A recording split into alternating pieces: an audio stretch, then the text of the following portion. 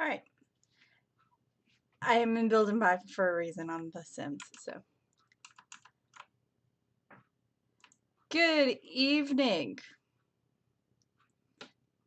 all you nutballs. The few and far between that are actually watching this. I know Alora is doing something, still getting set up.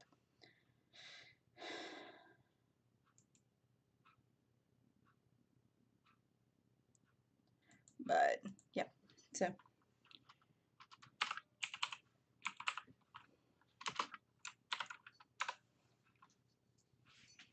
Okay.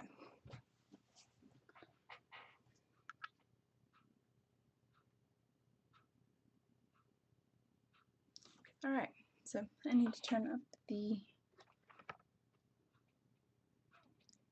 Hi.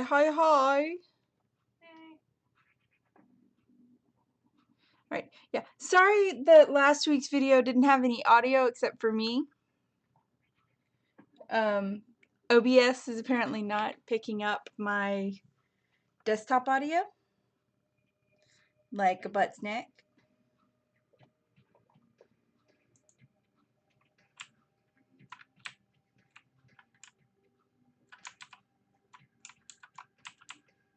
So, okay, yeah, they're all cleared up. Okay. Trying to get rid of a thing and it's not letting me because I still had a 2 marker in there. Okay, so we has a Toby tonight. They are Toby and Alora are still getting set up. So yay.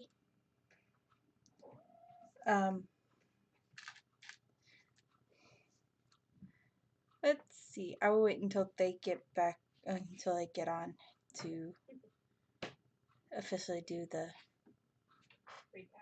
Yeah. So I deep zoned. Like I took everything off of the shelves and put them back, wiped the shelves off and put them back together in the correct, with the correct stuff. It took me about 45 minutes per register. I only got 3 done. And I had a basket full of overstock. Just off of those 3 fucking registers. And I'm like... There was stuff that I pulled off of places that weren't even over the right price. I'm like, this is how we lose money, guys. This is how we end up with such pitiful ass bonuses. Yeah. Hello. Hi. Oh, nice. Out of a Pringle. Very nice. So I has a custom wand coming in tomorrow. You guys shit. Nice. I'm excited. I'm also kind of nervous because I didn't really give them any specifics or for any kind of idea on the design. So just going for it. Yuki, what the fuck? Don't make me put on my unicorn slippers. I will put on my unicorn slippers. He doesn't like my unicorn slippers. So he won't even get under the desk if I have my slippers on. Chubbs! Oh, shit. Yeah, might as well keep it just to this phone though, because don't want any feet athletes. Yeah, it's gonna be bad enough with mine. Because to have any kind of audio from y'all on the stream and on the video, I'm having to go speakers. Well, I can't hear anything, so.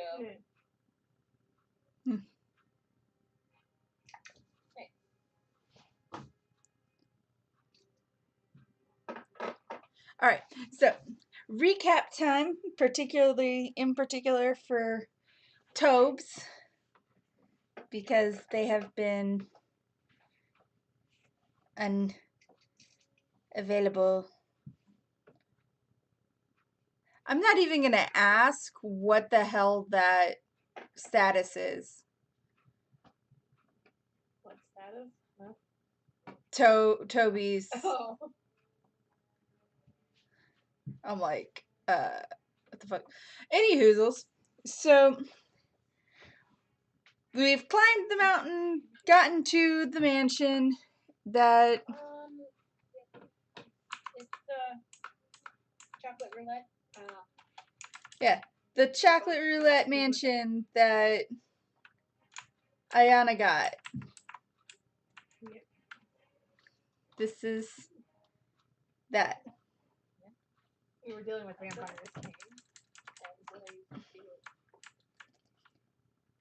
There's undead stuff.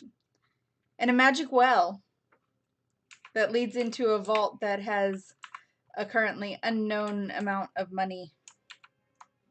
And 4 mummies inside. Yes. So. Basically, we have a vault with lots and lots of money in it. We don't know how much exactly yet, but we gonna find out because the android might. Our Warforged might know. Yeah.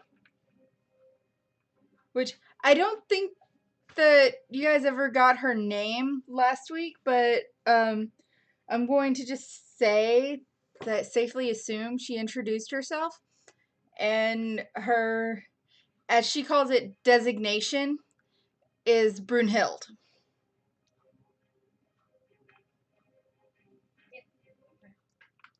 So, and her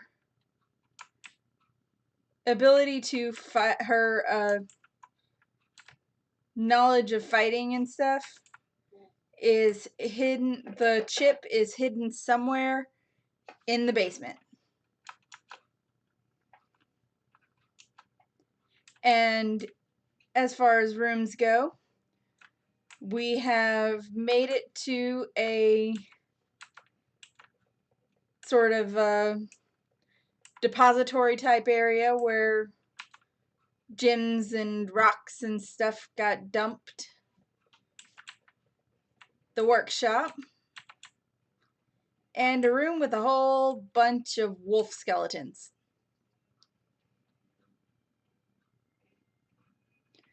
And we have, and enemies that we have encountered so far, we've had vampire spawn, ghouls, and a gods. Suddenly can't remember what it's called. Water weird. Well, yeah.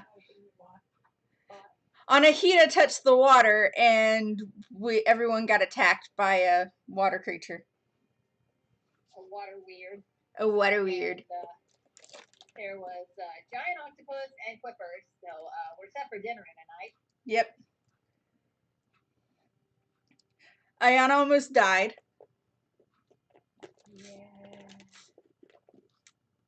When we say died, we mean drowned. Yeah. Because there was also a water elemental down there.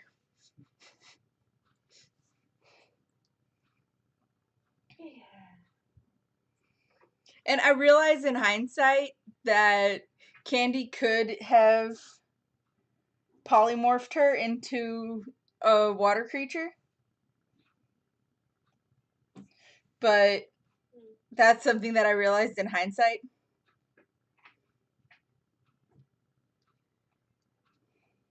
Oh, and Candy turned into a cat. She used wild shape.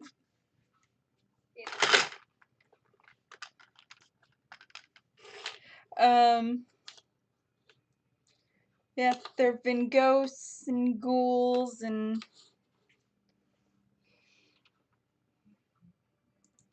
all sorts of undead things. So, Yep. all right. In the room that we are in right now, with all the now dead again wolf skeletons, there are 4 exits, 5 if you include the one that we came in through. Back up a sec. Was there a doorway near those bookshelves back there? In the workshop, Yeah. yes, there's a archway that leads into the library. Okay. Do we want to explore the library? Might as well. Be thorough. Yeah. Yep. So backtrack to the library.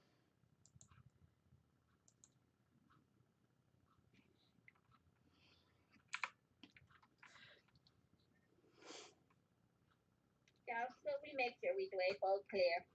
Yep. Let me double check, make sure that there's. Oh, yeah. There's no enemies in here. Okay. Because when I say I have everything written down and plotted out for this area, I mean it. Okay. Okay, so what's in that room with the purple light?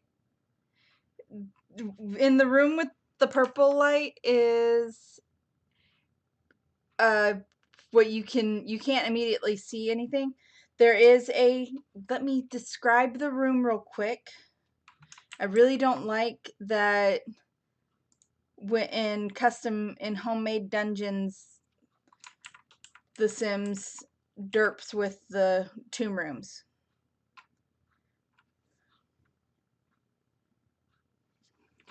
In the library, there is a potion making station, an empty cabinet, a desk, a couple of actual bookshelves,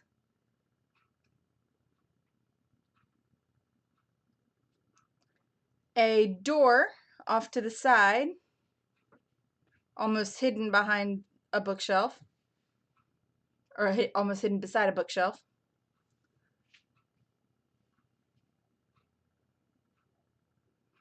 And let me roll a dice real quick.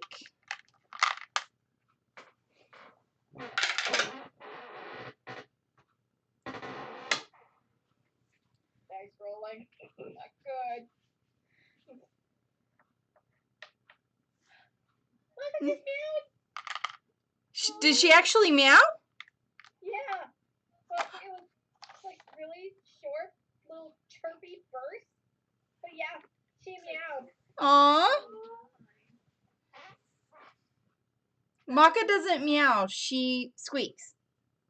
Or chirps. Or trills. Yeah. So, no, I rolled the dice to decide who finds a thing. Okay. So who found the thing? Candair, while examining the book, while looking at the books on one of the shelves. Oh, she's no longer a cat. It was cute while it lasted, though. It wore off when after she fell asleep.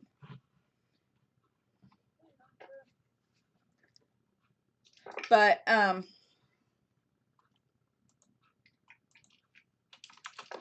the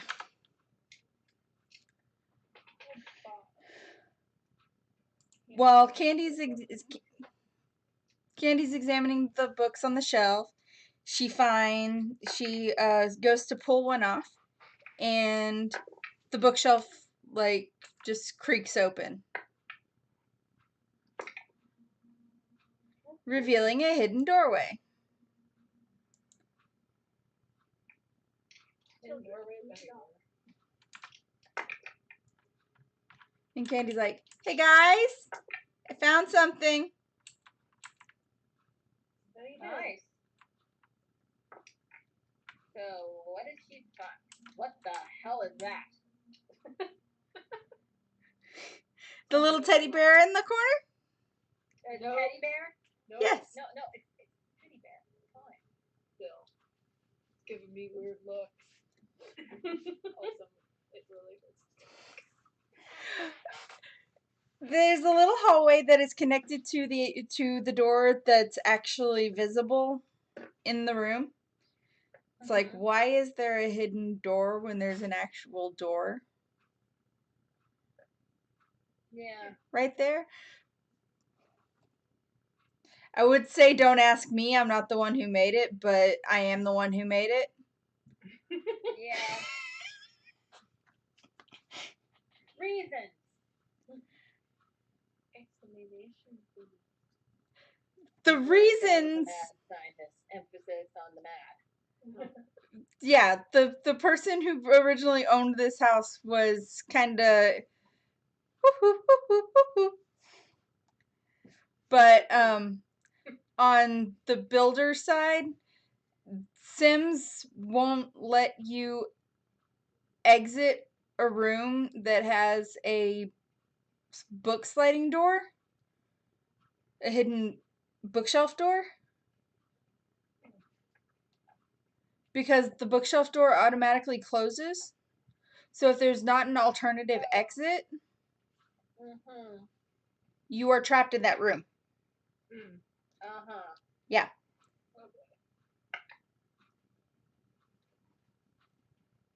So I'm going to say that quite possibly the person who originally owned the house, just in case they forgot which book was the trigger or where the trigger for to reopen the door on the inside was,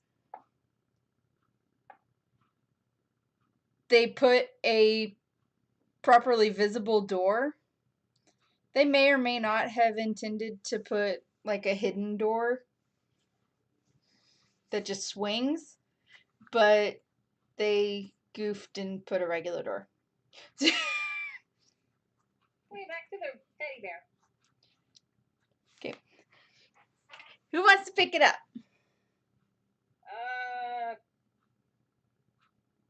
Tysius does not want to. Izion will to fuck with Tysius. Okay, so the teddy bear in the corner, just sitting all innocently, is when Izion picks it up, it seems to be mostly made out of metal, and it's actually rather weighty. It's got some weight to it, and instead of a tail, where its cute little tail should be, because teddy bears are a thing, no matter what world you're in, because reasons. Where its cute little tail should be, there's a little stubby, you don't even know what, but it looks like it might plug into something. Okay. This is odd. To say the least. Maybe Brunhild will know what it is. Maybe. Let's hold on. I'm gonna take the teddy bear and go and find Brunhild. And with the monsters out of with the undead creatures out of the house, she is in the main structure of the house cleaning, because that's part of her job. Brunhild, darling. Yes. Question. And just hold up the teddy bear. Identify, please. And she's just like, for all her mechanicalness, like, she seems to kind of like light up, recognize, look, she kind of looks excited. You found it! Oh, is this yours? Yes. Well, here you go. And she takes it, opens her chest up, and sticks it inside her. Pauses a moment. Kind of rolls her head. Like a normal person would to, crack your neck. Uh-huh. Closes her chest. And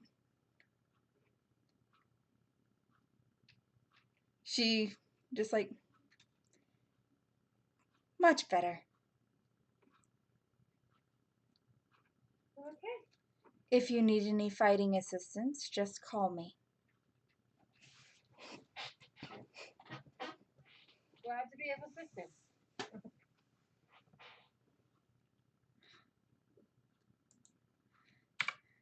It was her fighting spirit. Teddy bear. Okay. Yep. The teddy bear was her fighting spirit. It's Yeah, we'll let you put it in the inventory. because it's dumb. Yeah.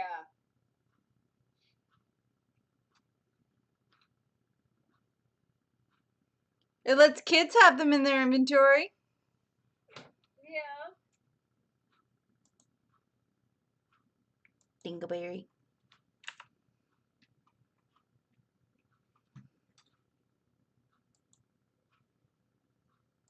Okay, back in the corner you go then. Okay, so that is the hall. That is that hallway. All right. What is in the room with the purple light then? Okay, what is in the room with the purple light is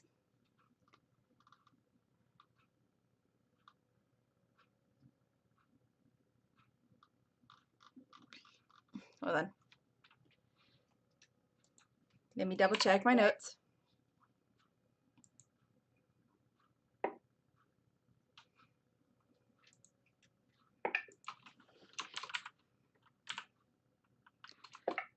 Oh, it's not in the combat tracker. That's great. Yay. Okay.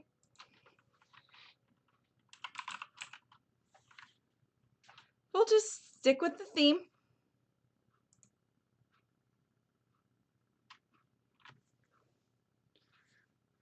Oh no. You go into the room with the purple light, and from the outset, it looks almost like a sort of meditation room. And it would be mostly inviting for its simplicity if there wasn't a vampire spawn bearing their fangs at you. I'm gonna roll for initiative. Yes! Alright. Oh no!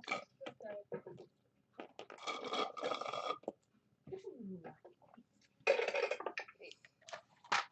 You have advantage on that? No, I have to hear. Oh, right. Oh,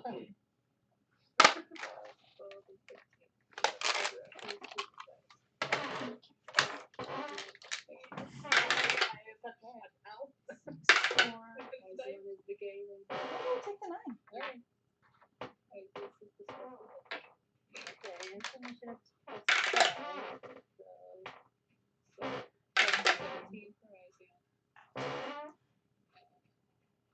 Where you 21 take for Oh, it has initiative.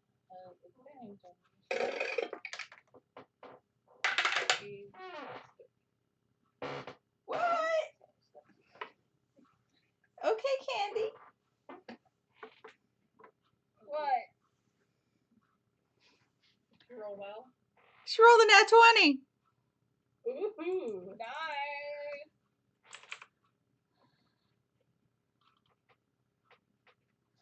Meanwhile, Ayana and Chule both got 9s. Plus their initiative, which puts them their modifier there. And that was them rolling with initiative. That's okay. 13 for the vampire.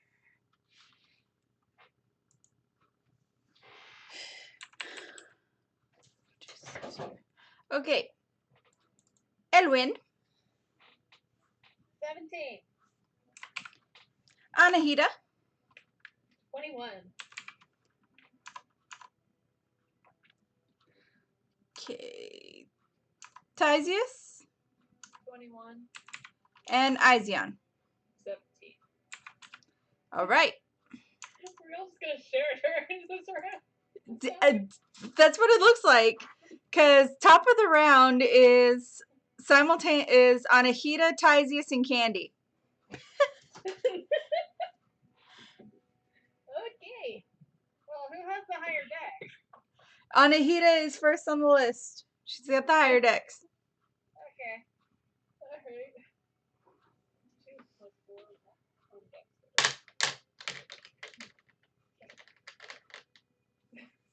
Bro. That's true. Okay. I'm gonna dagger. Oh. Okay. Alright, well, one of them is a nat 20. Crit.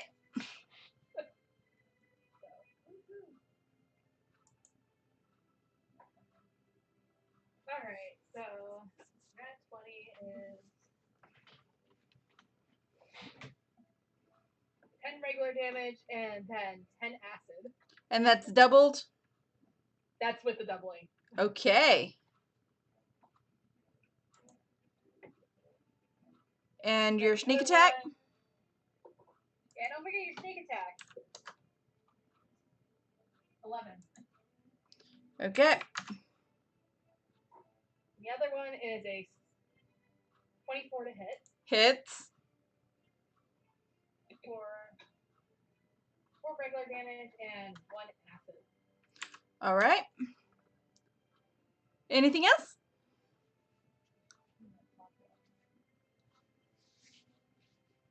No, I'm gonna stay away. Vampire can stay over there. I'll stay over here. Okay. Tysius?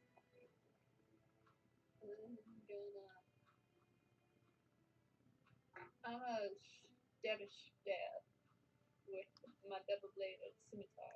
Okie dokie Loki. Well, yeah, 2 weapon fighting. That's true. So 12. We're guessing 12 doesn't hit. Nope.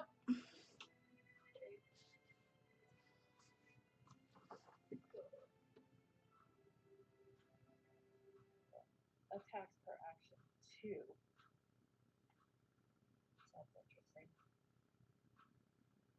Plus he's got 2 weapon fighting.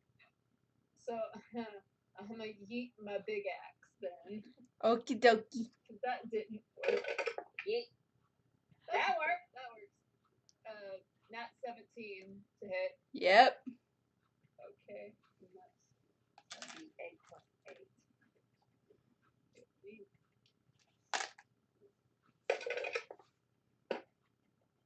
10 damage on that. Okay. And then, do I have another action? You have, you can burn an action surge once per short rest. I'll just scoot back a little. Okie dokie. Shooting back is good. School back out of his range. Don't want I think you would take an attack of opportunity. Yeah, if you move too far, he'll get an attack of opportunity on you. Okay. Yeah, since you were in melee range, that was less of a yeet and more of a pong. Fair enough. Yeah. Okay. I'm gonna just back up a little bit. Okie dokie. Yeah. All right, and then it is next up is Candy. Cane. Yep.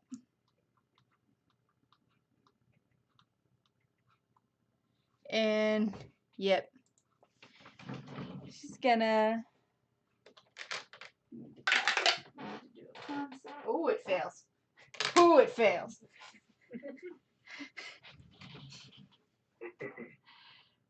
And she's gonna cast Moonbeam.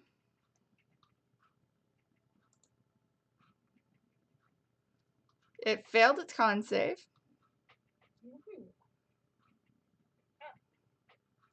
That's what failed. Yeah. And yep. So it takes 2d10 damage, radiant damage, in point of fact. Double, twirl, and trouble. 7 and 8. So 16.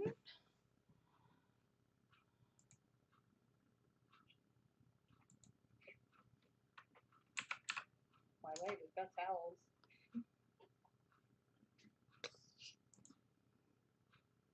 Because I have a chest binder on.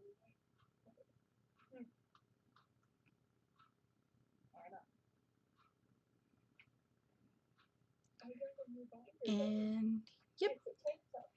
And now the formerly dimly lit room is brightly illuminated by, well, pretty well illuminated by this cylinder of moonlight. Yep.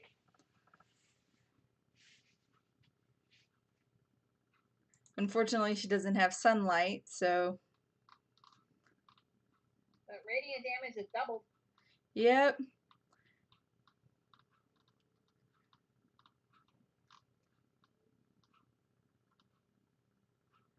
But yeah, so. And then she's going to use her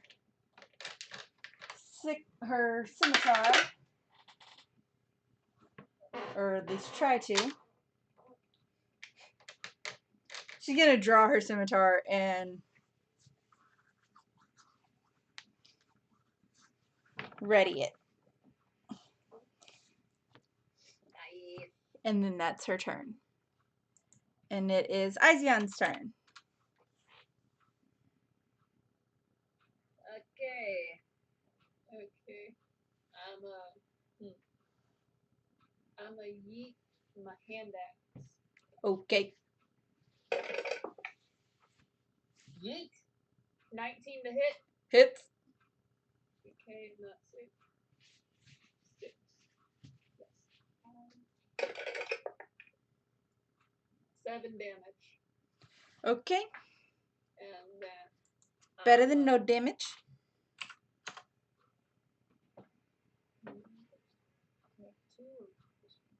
Oh my goodness.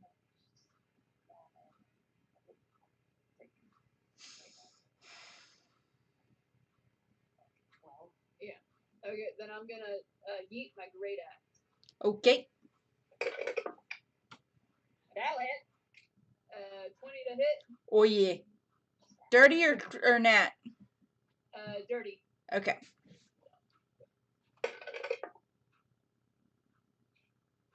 Six damage.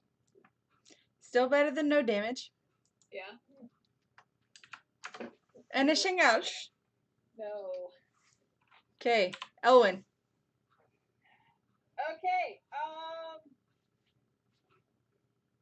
Flame blades up Okay.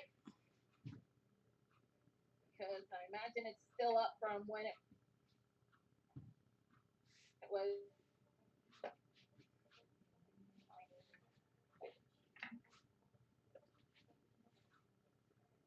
Yeah. What is my modifier again? I should know this by now. Okay.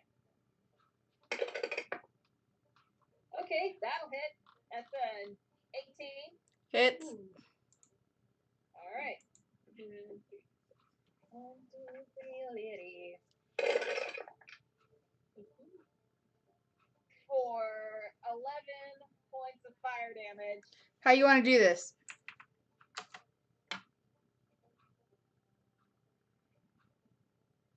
Any special? Break the neck. Cut its head off. Okay.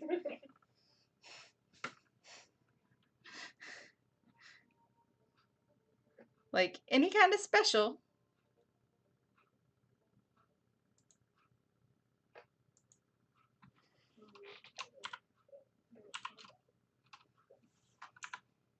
Yeah, I guess I could have, but I just want to cut his head off.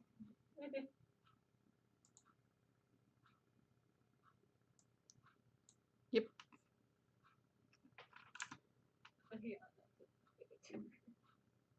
That's okay. Neither did the vampire spawn. The spawn didn't get a turn. Ayana and the rat, for once in their existence, didn't get a turn. For once in their existence. Just one. Okay, what's behind door number 3? Okay, door number 3. Before you go to open it, Ayana is like, wait. Don't touch it. Alright. Some of these are trapped. Oh boy. Alright. You need me to check it out. Hold on. And she You do reaches have that. over and grabs the torch that's glowing purple. The flame is purple. She grabs the torch, cranks it down. It stays on the wall. It's a lever. And there's some clicking in the wall, some clicking. The light turns, the flame turns red. Flame turns a normal flame color.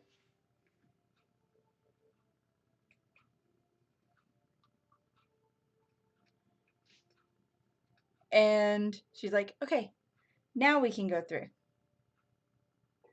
Alright. So we go through. Yep. Into. Okay, what did I replace the wyvern zombies with? Oh yeah.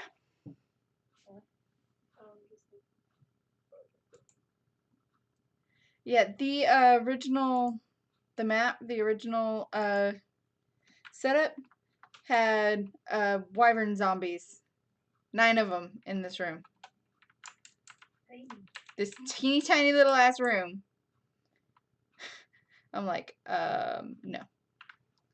No, it is mostly empty, except for a whole about 9 little bitty robots. Little bitty robots, little bitty robots. And we're about to have to roll for initiative because little bitty robots. Yep, I'm actually going to have to add them. Hold on. Not so friendly. Yep.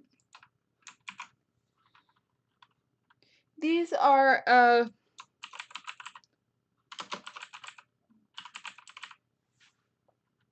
by the fact that they have one can assume that they probably have mono or something in their names, because they are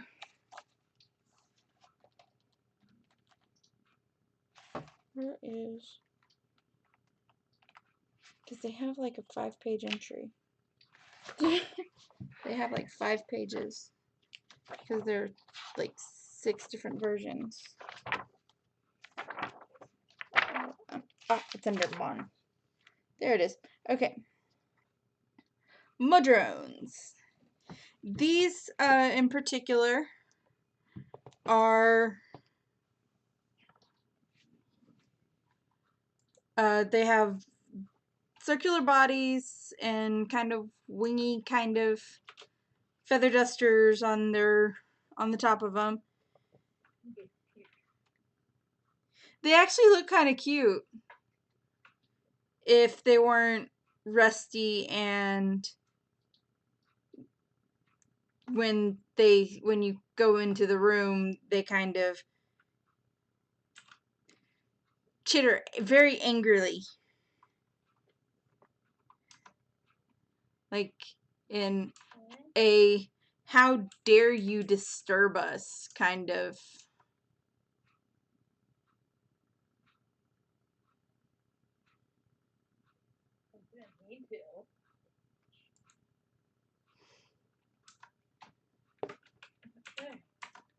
Yep.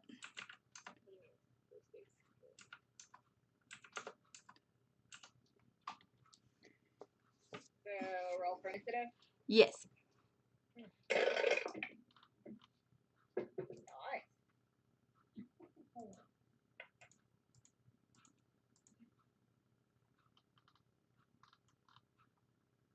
6, 7,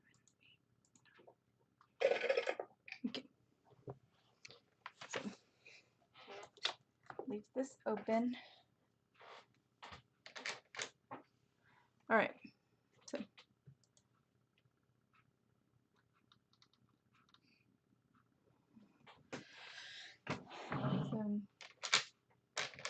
just gonna go down my list. Anahita? 21. Yep. Again. Okay. Tisius? Hold up. Come back to me. Okay. Because I've got a lot of initiatives to roll. Elwyn? 21. Okay. So Oh gosh. Maka, don't shoot it way.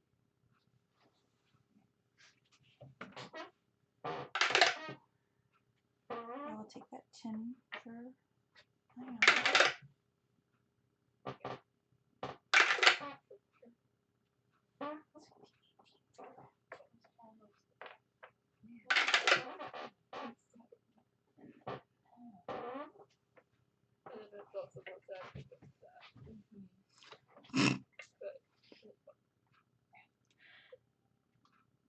The website randomly generated what Candy actually rolled.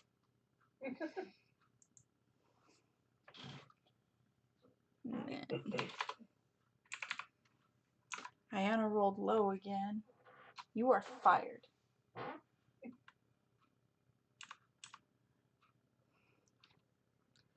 All right.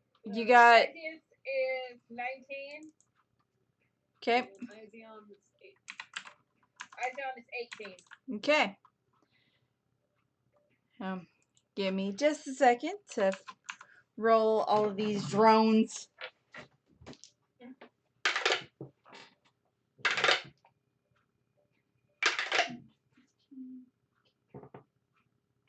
$15, $3.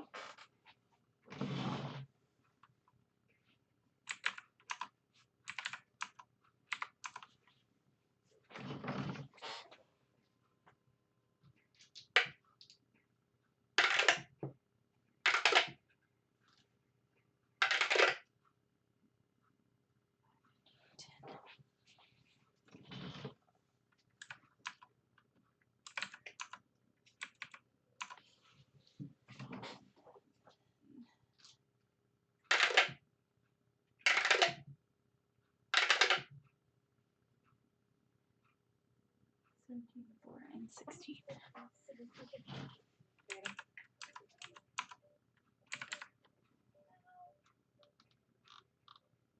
All right. So, top of the round.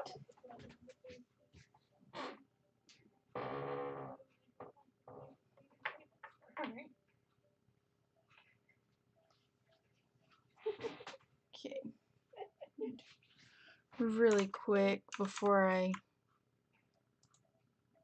Cause.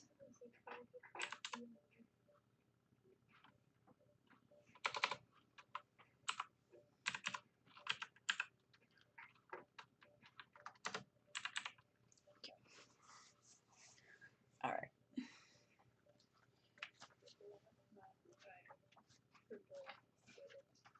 All right. Because top of the round is actually Chule, so. Anyone surprised by that?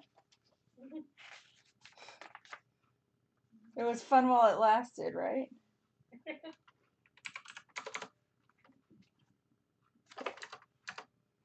All right. So Chule is going to, in Chule fashion, try and go num num num.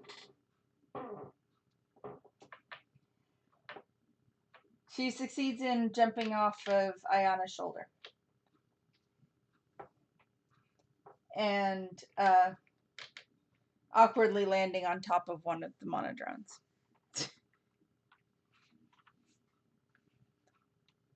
It's not happy with there being a rat on top of it.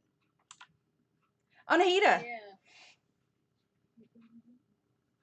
I may regret this, but I'm gonna try casting Chromatic Orb again. This is always fun. Alright.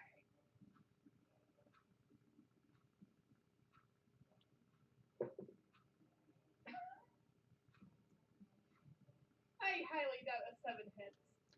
Unfortunately, no. Alright.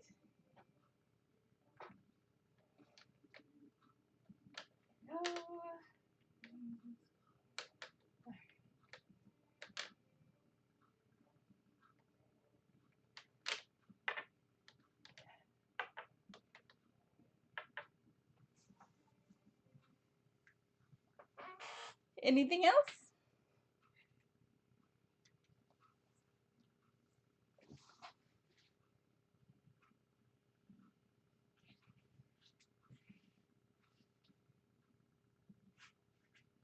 No, I think that's gonna be it.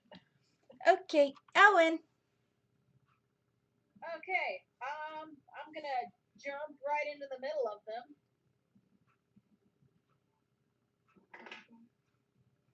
No. Na na na na na na na. Roll me a con save. Oh God.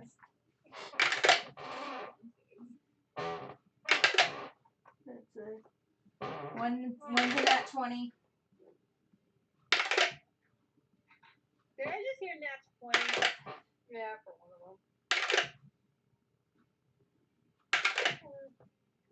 them. One's a nat 1. Oh. All of the others are below 15. All of the others are below 15. Yep. So one is a nat 20, one is a nat 1. The only one that passes of DC 15 is the nat 20. DC 16, honey. Yep. So. They all rolled below 15, so it doesn't really matter. 2, 3, and 4.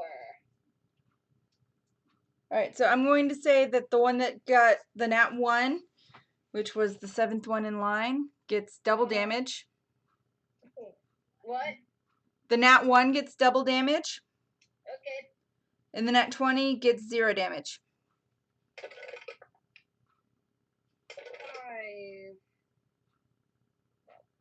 13, 16, 1.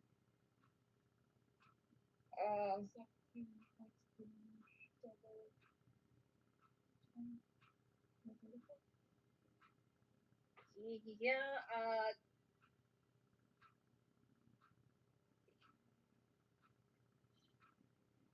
17 total.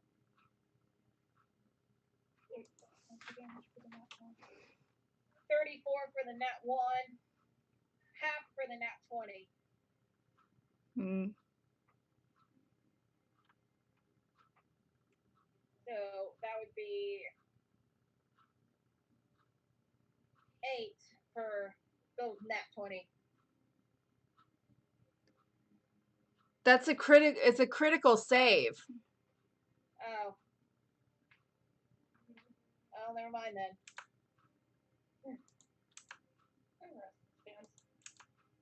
You still do a ton of damage. The ones that didn't. Yeah. Yep. And the ones who failed. Turn to dust. They're all dead. Right. Well then, hell, I got 2 weapon fighting. I'll just go again. There's one left.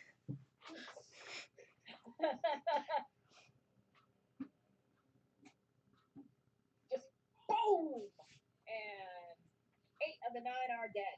Yep. And that's not gonna do anything. Well, it might. I was gonna hit it with my flame blade. Does a 13 hit? Nope. Damn. Well, I tried.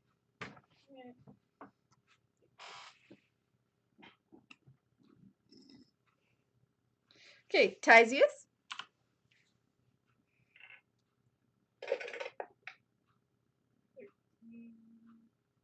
Which axe are you eating, or what you doing? I'm gonna kick it with my hook. Okay. Just kick it into the wall. Yeah. So, not 13 to hit. Plus 8. Plus 8. Hits. Okay.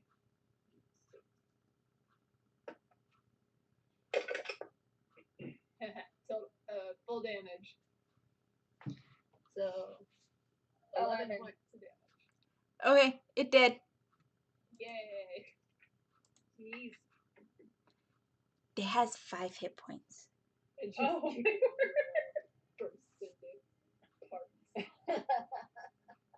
Yep. Yeah, pretty much. When I picked those, I didn't look at the hit points. Oh, I'm like, wait a second. Fuck. This is gonna be too easy. But it's still better than 9 wyvern zombies. Yeah, I would say yeah. Wyvern zombies, not good. Yeah. Wyvern zombies bad. Yep. On the way. Yeah. That was my reaction too. Alright, so I think I might take a break to cut it off because like blue one. Yeah. So I don't have to. Yeah. Because this is comfortable. Okay. This plus a wig equals nitro. Yeah. That's a good idea. Because I Okay. have a wig that is destroyed. Absolutely. Yeah. Yeah. alright. There is on the other side of the room, there is a single solitary torch that is burning blue. Okay. And it is next to a door.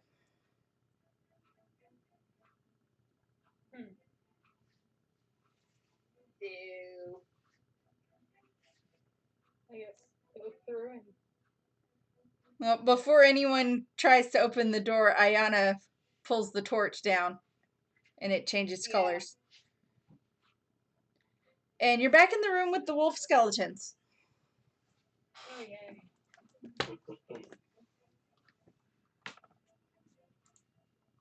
and we're back. We've made a circle. So there's a there's a stairway going up that up to beside the house. There's a keystone panel and a green torch. And then an archway that goes into the hall. Yes. Well, okay. Okay. And Ayana pauses and consults the map. Like, she's like, hold on, before we do anything. Consults the blueprints. Okay, we have to put the keystone in the hole at the exact same time that I pull the lever. Okay. All right.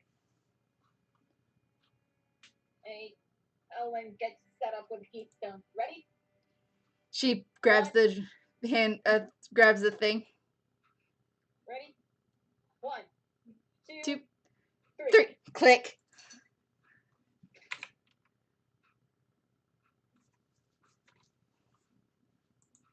And the door unlocks. Hooray! Through the door. And leads into a room that is essentially a out of use torture chamber. Skeletons are hanging from the walls, and there's even a drain in the even some drains in the floor. Okay, so you're into the mic so everyone can hear. Dion suddenly speaks up and says, We must turn this into our sex dungeon. Oh my god. specifically Kink Lab, I believe is what he said. And Candy busts out laughing because she finds it hilarious. Ayana's just like, oh my god. Can I go take a look at the trains? Ellen's like, Dion, you are 14 years old. You are too young to even know what a Kink Lab is. I was raised in a fighting ring. What do you expect from me? Oh god. Okay. As you approach the grates, as Ayana approaches the grates. Okay. Now, bear with me here for a second, because it's gonna be a long list. Oh no.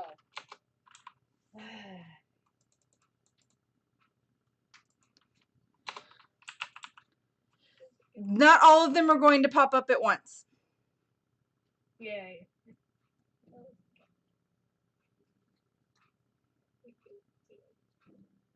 And then, like, that is our saving grace here. Not all of them are going to pop up at once. Okay.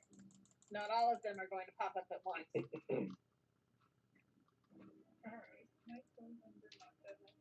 And I happened to, but yeah, if you're watching the stream, you can see my list. Yeah. I can't. Because dead things travel in packs, apparently. Yep. Especially in what amount, because I mean, there's it doesn't exist in The Sims, so it's not there, but there's like a table with rusted surgical tools and skin flake, like dried up skin pieces. Like, this was clearly torture experimentation. The wakes that mad scientist friend.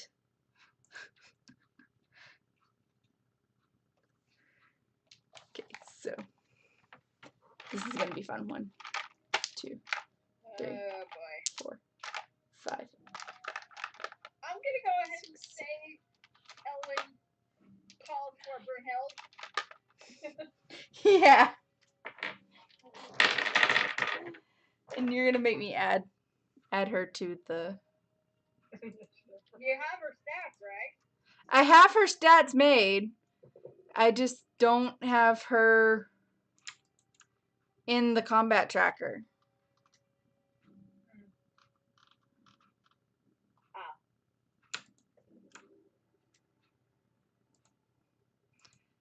I just have to add her real quick. You do that. I'm going to run downstairs because I think my laundry is finished, which means I should have a dry sweatshirt. Okay. 'Cause, yeah, I didn't add her. Because I'm a dumb. I anticipated y'all holding on to the bear until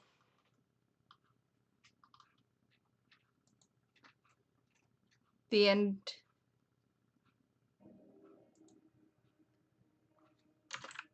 You should know us better than that. Yeah.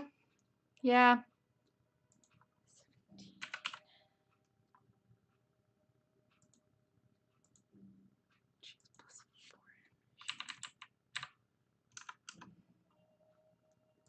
Does she have? No, she doesn't have advantage. Okay. 14.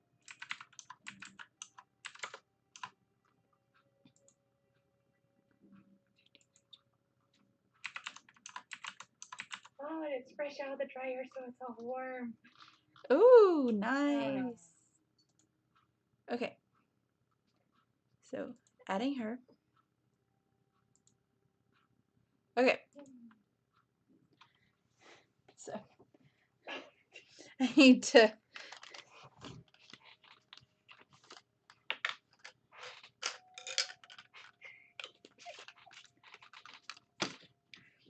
Okay. I'm gonna get the the PCs out of the way first. So, Anahita. 20. Okay. Izion. Hold on, we haven't rolled yet. Okay. Well, you guys are doing that. Izion is a 6. With the modifier? With the modifier. Okay. That was a nat 1. And then Tysius is 18. Okay. And I forgot what I rolled for Ellen before the dice was knocked. So I'm gonna roll again. Okay. Okay. 21. Okay.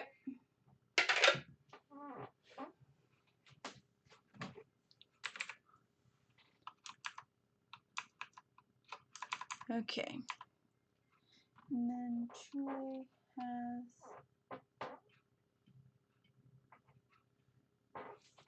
21. Candy is. The computer did it again. It randomized her exactly what she rolled.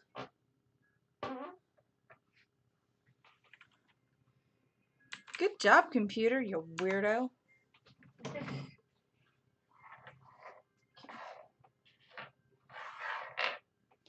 All right.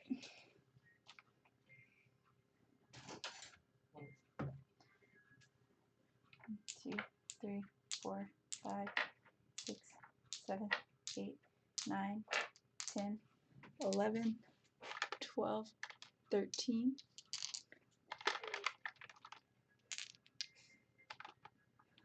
I'm literally just gonna throw these in my thing and in my bowl, and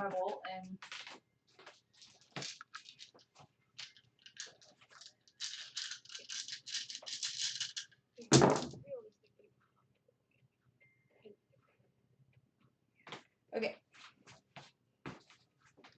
So, okay. So, I'm gonna do a little bit of wacko here. Okay. So.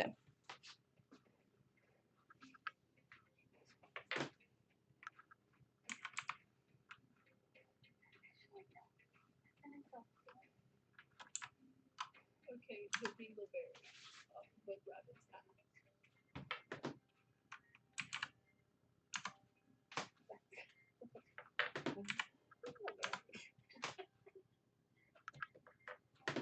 The worst creature on this entire planet. Like, besides humans. Mosquitoes. Mosquito. Ticks. Mosquitoes.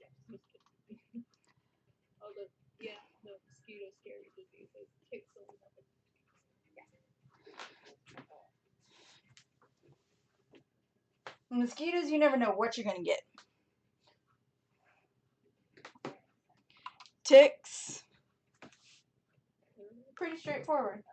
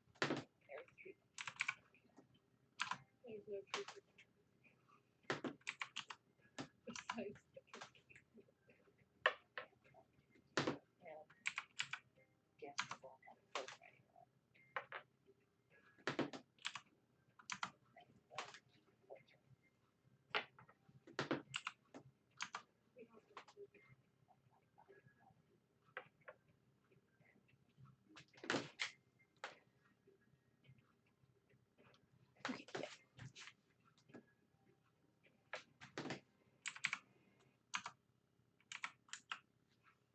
Okay. That's done. Get back in my chair. Yuki's sitting up in his little perch looking at me like, Mom, what the hell? Perched on top of the Yep. dusty bag. Yep.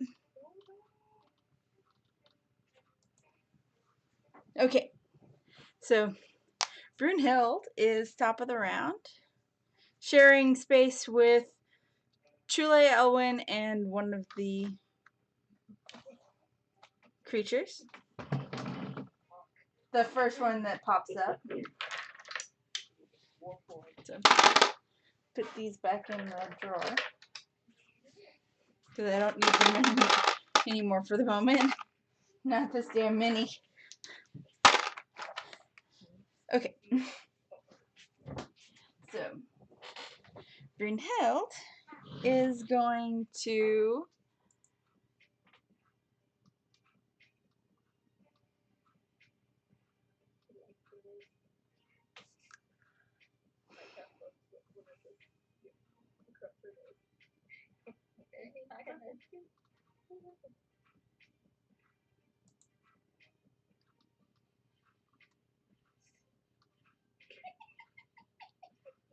We've broken her. okay.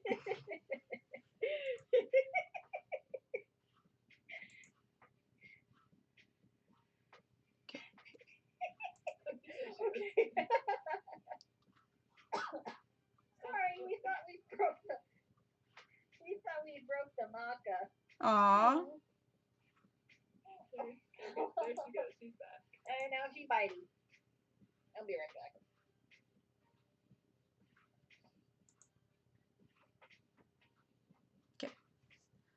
I forgot to add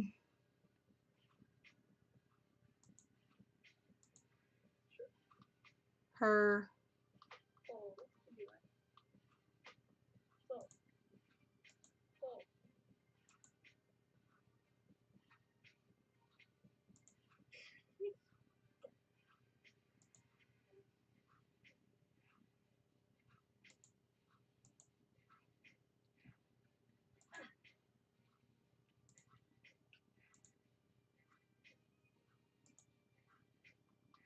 Okay. She's going to, as she pops in, she she takes up a stance and blades slide out on her arms over her hands. Nice. So Oh. she has pointy fists now. Nice.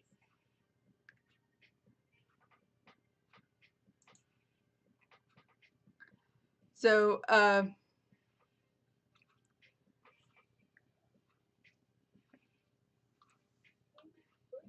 Maca. Hey. Stay away from my dice. because, and this is a fun thing because this is also technically a punch. Maca. away from the dice. We can just. So, That will work. yeah. First off, put my tower back in the box. Oh, that's a net 20. Giants.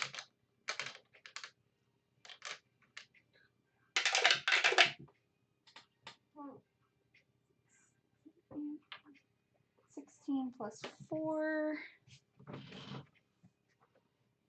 Oh, yeah. That's 16 plus 8.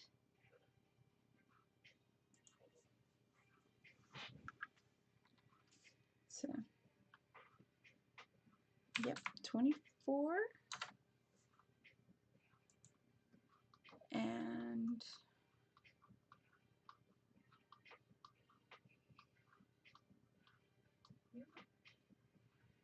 okay. All right. It is by full check. And she's going to attack again because she has a 1-2 punch. And that ends it sideways. 6 plus 8 is enough. Okay.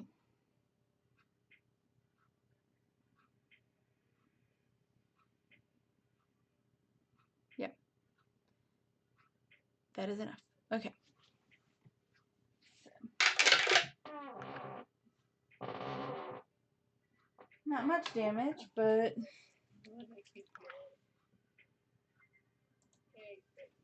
that's 3 plus 4 is 7. Alright, and the ghast is looking rough. And that is Brynhild's turn. Chule.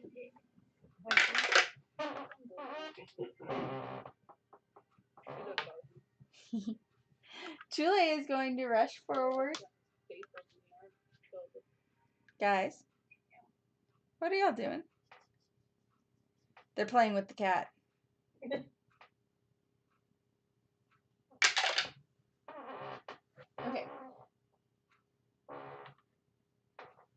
That is 4 plus 7. Okay.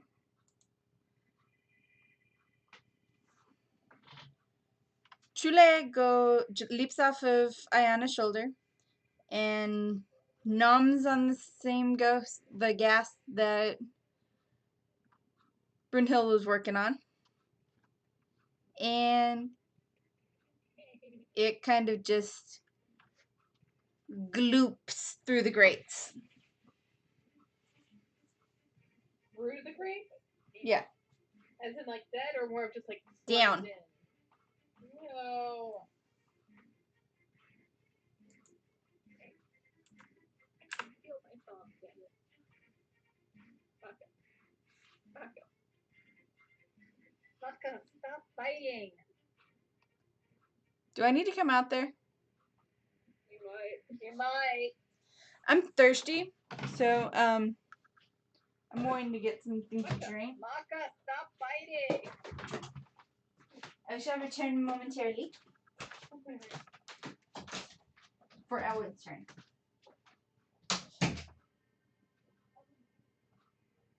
She is biting my thumb. She's fighting everything she can get her mouth around. Mainly my thumb. Because I can't get it. Go attack Soul, Maka. He's hiding behind the blanket.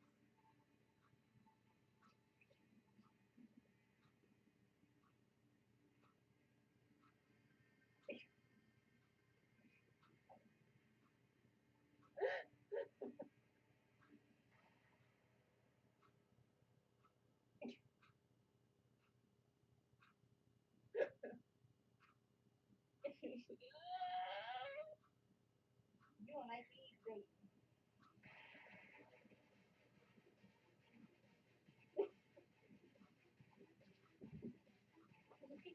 just saw her go.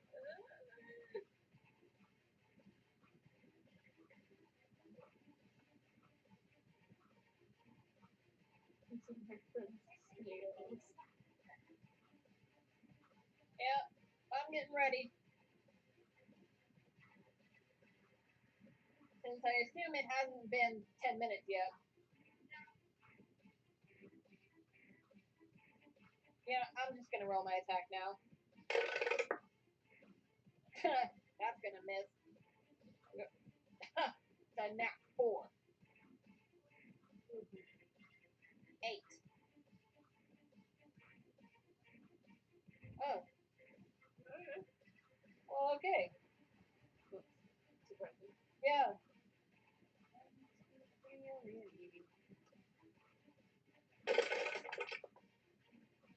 Oh, that damage was pitiful. That's gonna be 7 damage. You idiot, then. Plus, you know what? I'm gonna burn a Titan Surge for 2 additional damage total. Yeah, 2 total though. Didn't do much.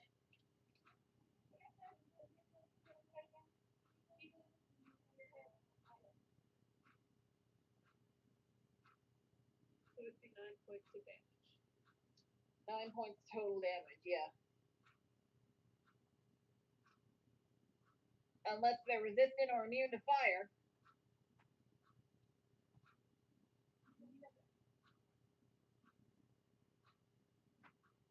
So 7 and 2? Okay. Yeah. Okay. I'm coming back. I get to look at the thingamadoohickey bobber.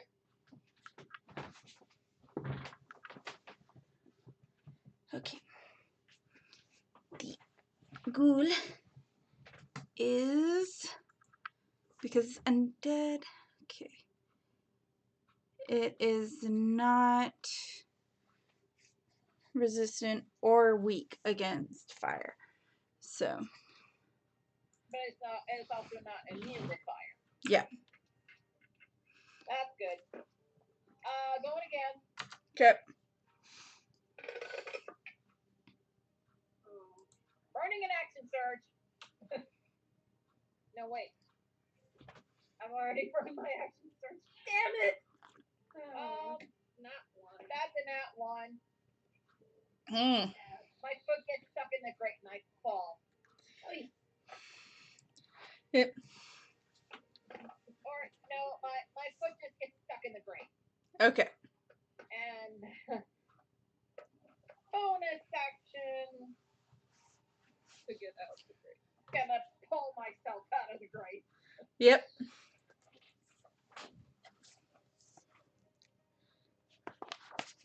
And glare.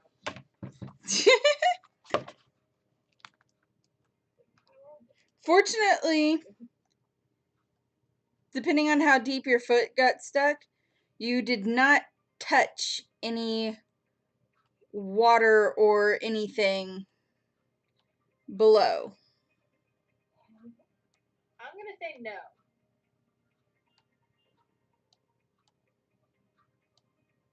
Like, I'm gonna say just my heel got stuck. Yeah.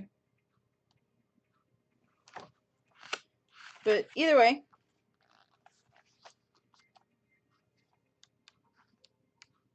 Oh, come on. Okay, there we go. Ghouls and gas. Okay. So. Anahita. Alright. I'm good. Dagger.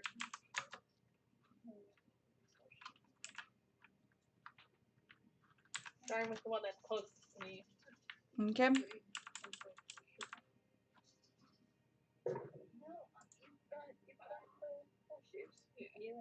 Well, right. Well, one of those is another nat 20. Okay. That hits.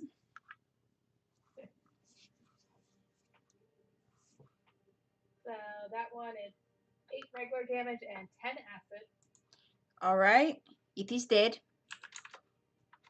Alright. And next one, I'm assuming a 23 is gonna hit. Yeah. That one did 4 regular damage and 2 acid damage. Alright.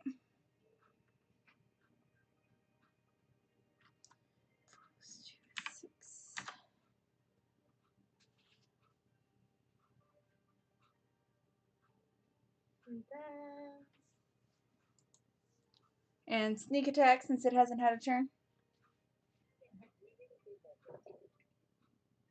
13. Sorry, no, 14. I can't read. I don't have 2 dice. Alright. Any bonus actions or anything else? Yeah, it's a bonus action. I'm going to convert 2 sorcery points. Where is that thing?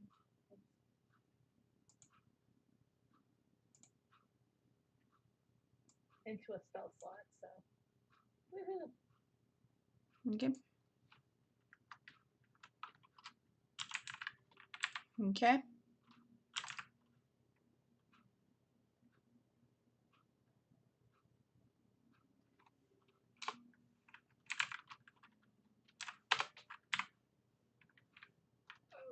Sorry. I think. Alright. Okay.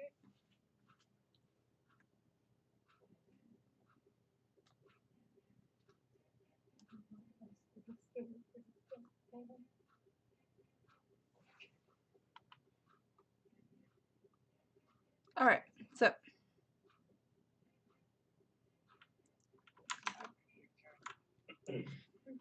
Ties yours.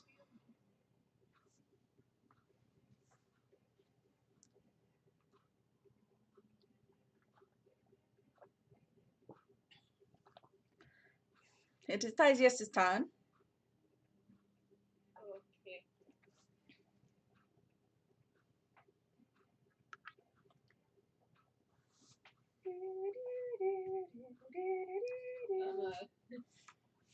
Yeet my big ass. Okay.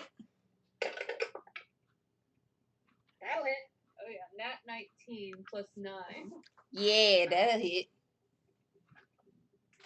D8 plus 8.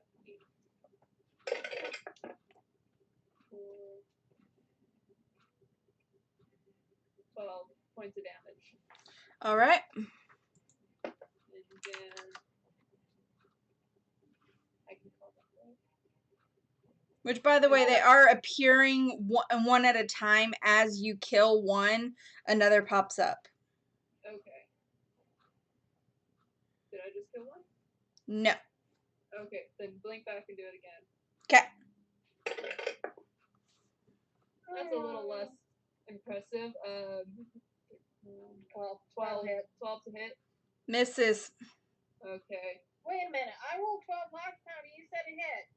That was on a different kind of creature. That had an armor class of 12. Gas. Okay. Okay. Alright. Do I at least catch it? Kinda. Alright. Well, we tried. Yeah. Yep. That's next. It is next. And it is not happy. Of course it's not.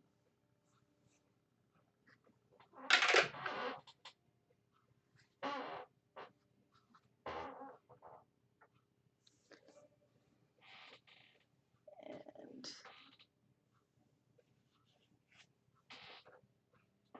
it is going to bite. Cutting words. Hold on. At Brunhild.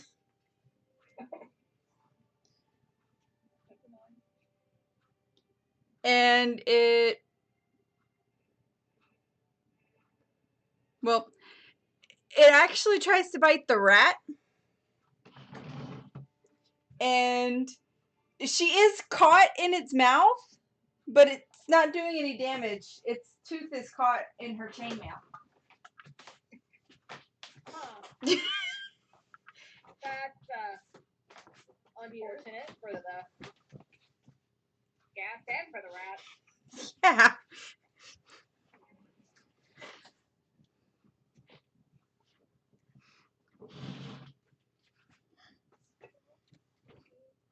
And that is its turn.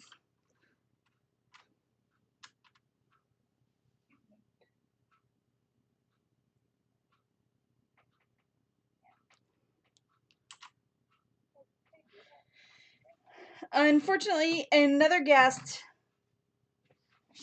appears.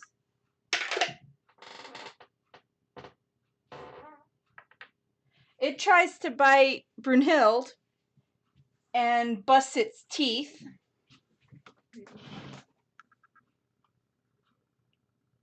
On her metal housing and takes 5 damage. Go.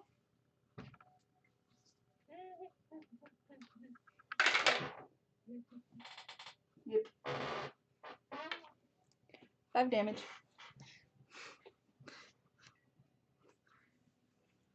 That's actually kind of funny. I was actually just spitballing. And I rolled her basic unarmed strike damage. And 5. So it took 5 damage from busting its teeth on her. Another ghoul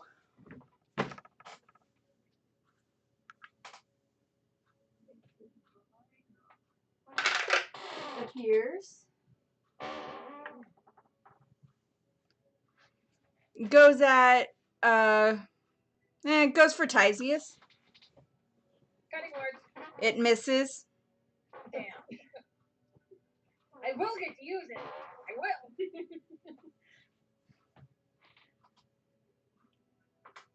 There's a reason I kind of worded it like that. Because no matter who I sent it after, it wouldn't have hit.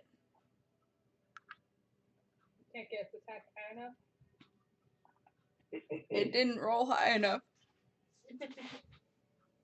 It rolled a nat 2. The last ghast rolled a nat 1. That's why it broke its teeth.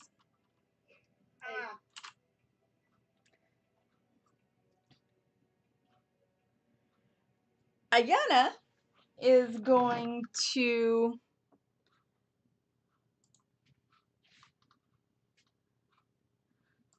first off, she's going to draw her Holy Avenger sword and ready her shield.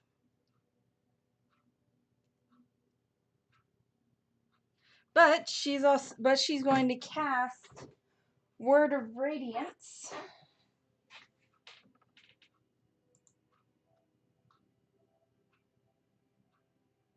And yeah,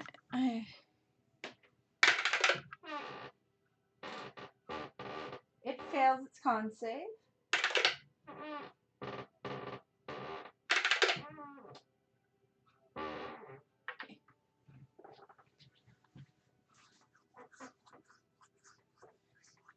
So that is 2d6 damage.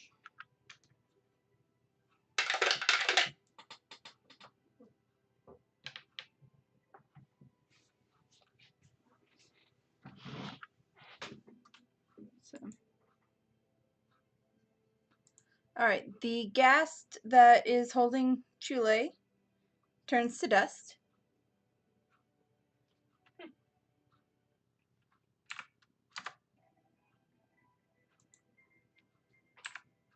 gonna say Owen kind of quick catches her before she falls into the grave. And then from splash damage, the nearby ghast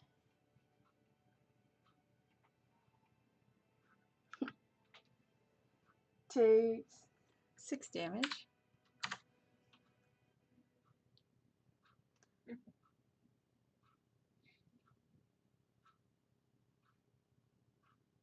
Because splash damage. Splash.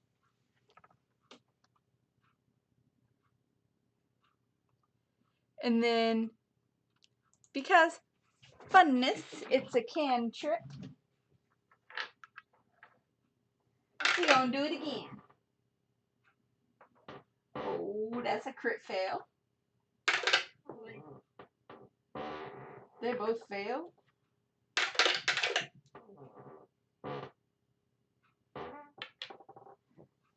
So that is 7 damage doubled on the second one, which is 14. And then on a crit fail, because yeah, with a con save, crit fail is double damage. Crit save, no damage. Because crits. Yep. So, that's 14 times 2 is 28. That is a dead ghast. Yippee skippy. And then she is going to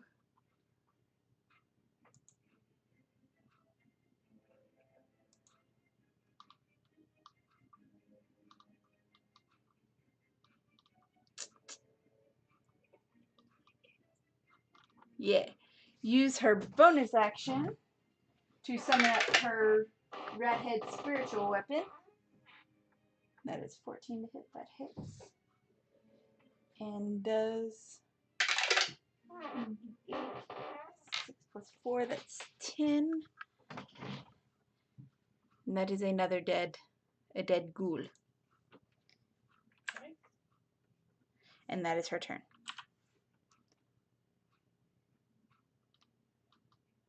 Unfortunately, there's a shit ton of them that all got in between Ayana and Izion.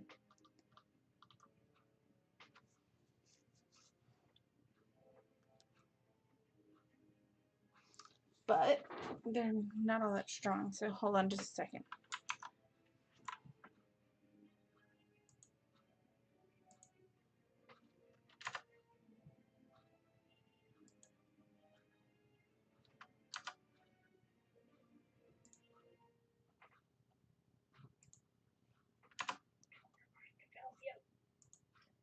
The power of Christ compels you.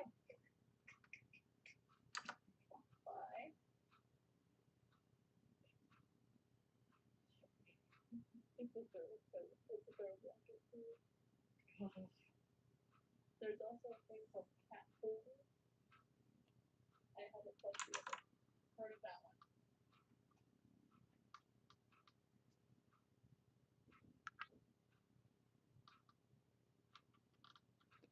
Oh, I did them backwards. Okay. Hold on.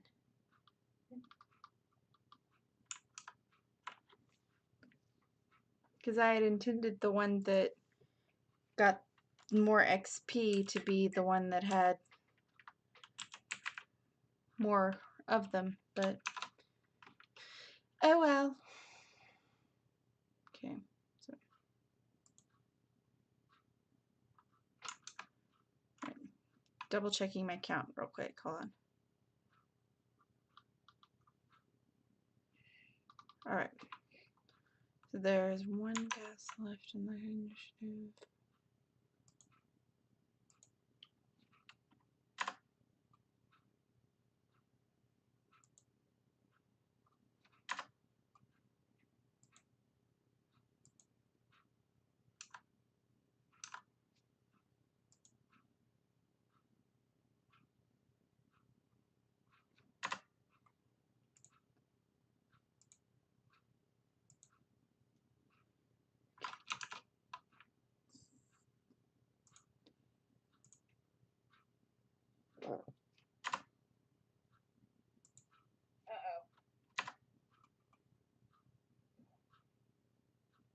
Never mind. We're good.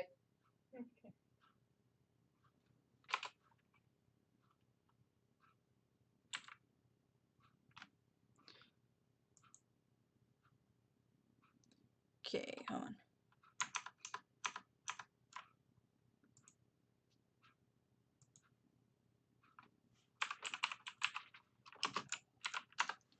Okay. Okay. Musica stopped. Okay. So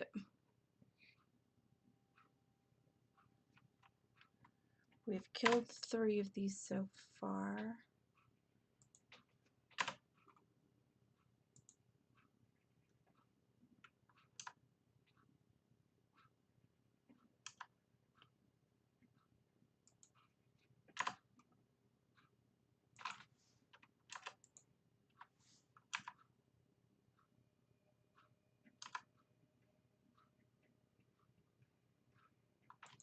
Okay.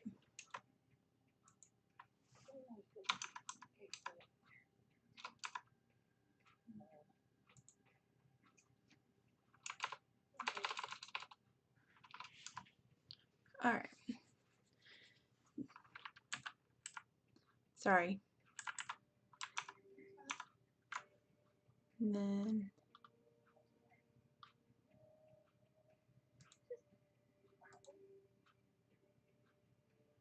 okay, 1.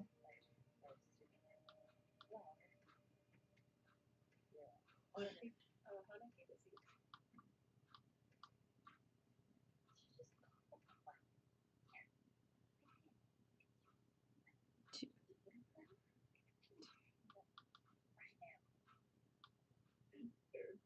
3.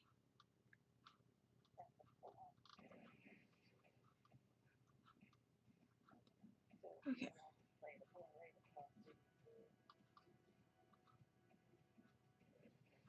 1.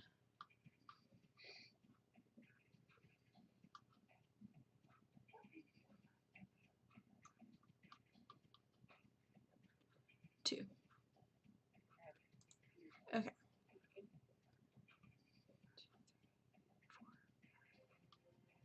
6, 8, 10,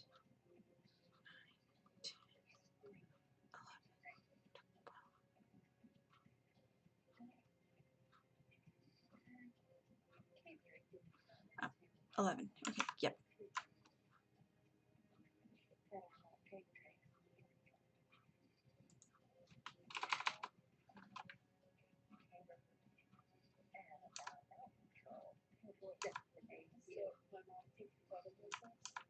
So she is also the Patronus, however, is a gray squirrel.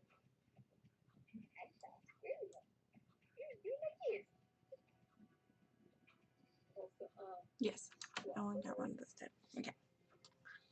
So 1, 2, 3.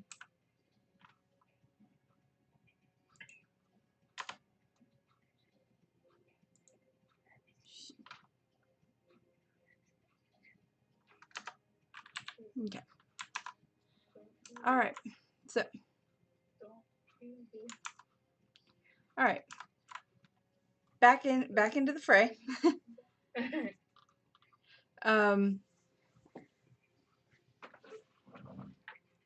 A swarm of ghouls rises up out of the grates.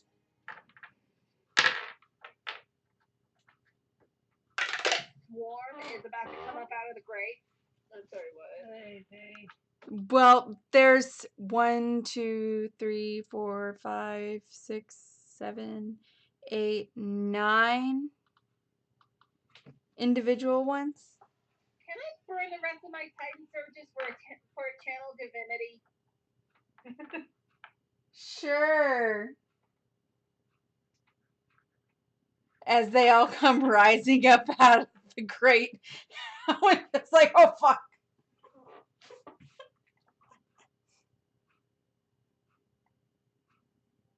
I have 2 left. What'll that get me? I'm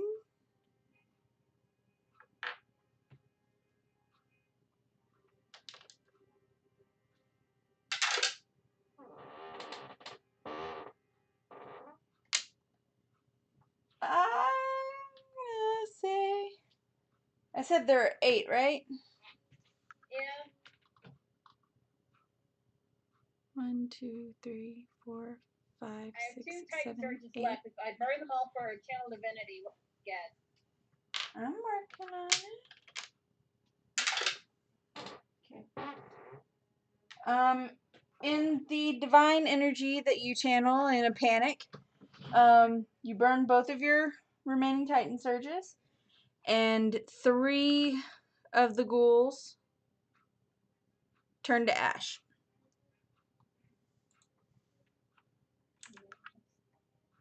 Okay, so now we have 6. Half a dozen.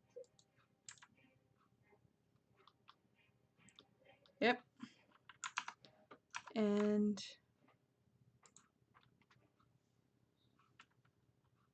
Wait, how many did you say? 2 or 3? 3. 3. Okay, 3. So now we have 5. Mm-hmm.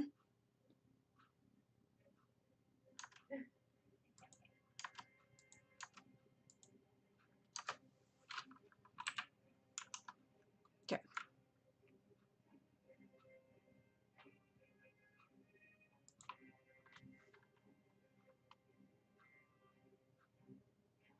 Well.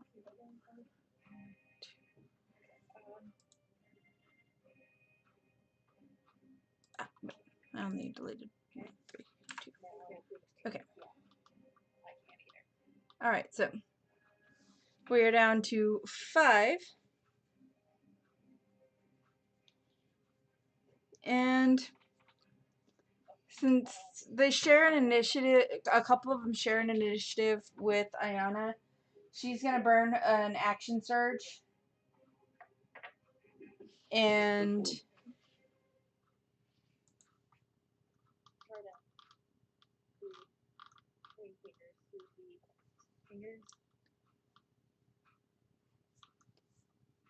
do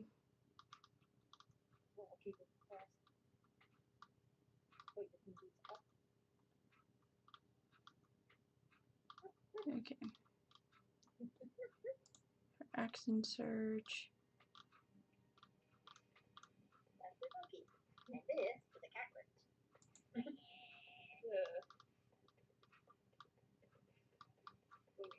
And she's going to cast Spirit Guardians.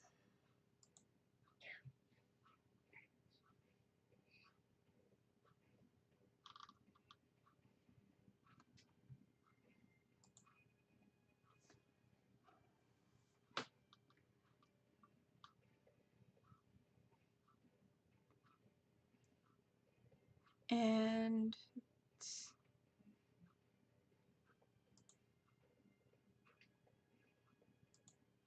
fortunately her spirit weapon is not concentration as well, so okay. So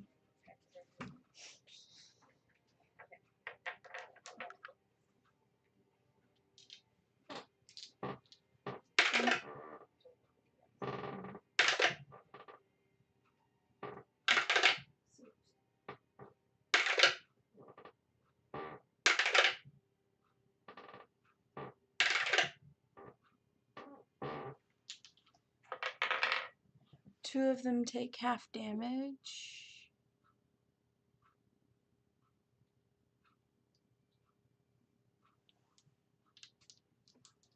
And that is 1, 2, 3. Where the fuck is my third D8? Oh, there it is.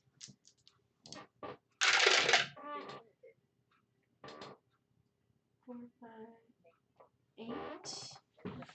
So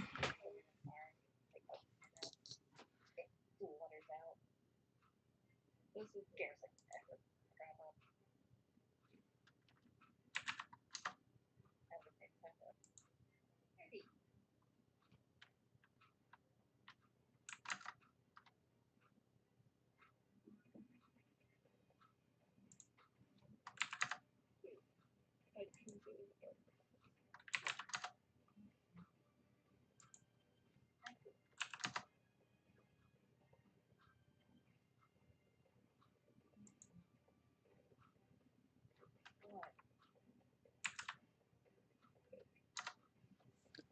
all right. So and we now have little spirit guardians floating around the room. Huh. Yep. The spirit guardians, spectral forms that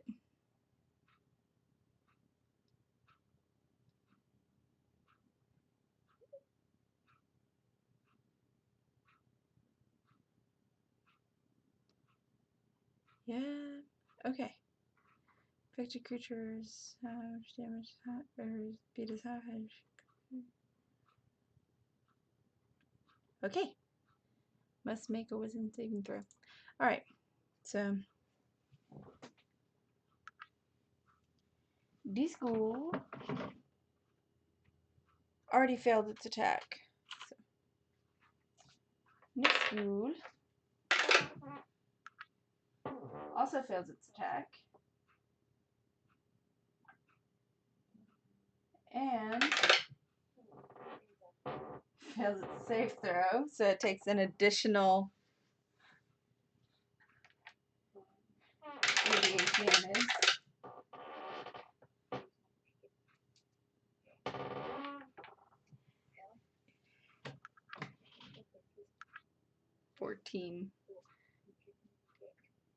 Okay. Dead ghoul.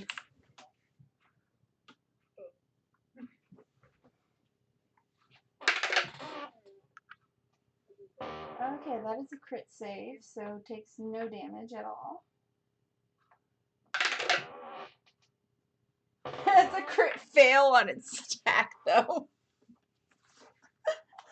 It rolled a nat 20 on save throw, but a nat 1 on attack. Gotta love it.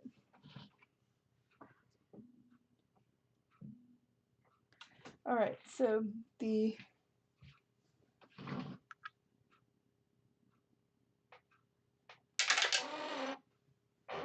okay. Like a numbskull, this ghoul goes to attack Brunhild and busts its teeth on her.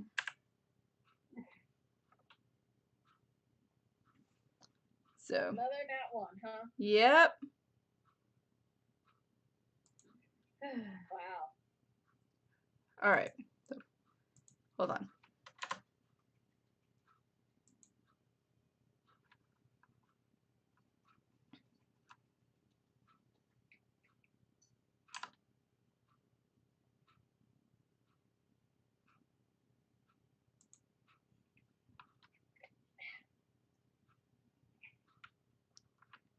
Alright.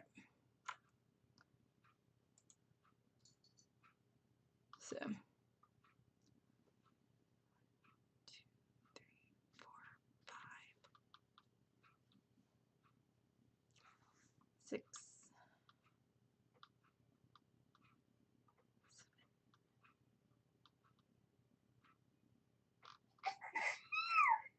Bless you. Thank you.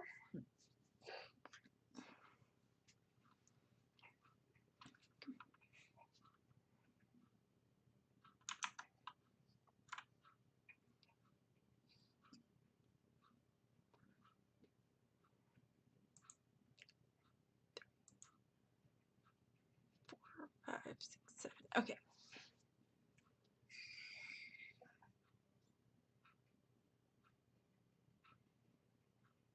Okay. Now.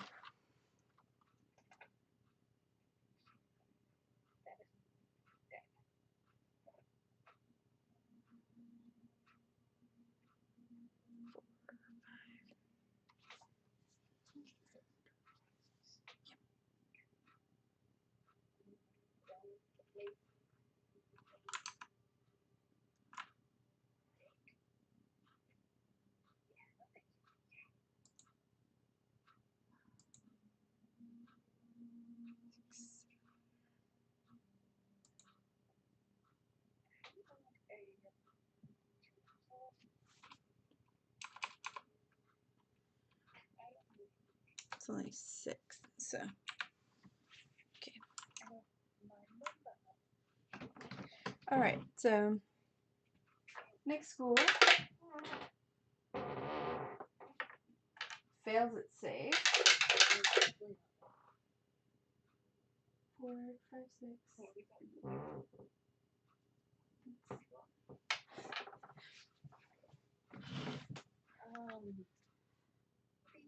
13 times 2.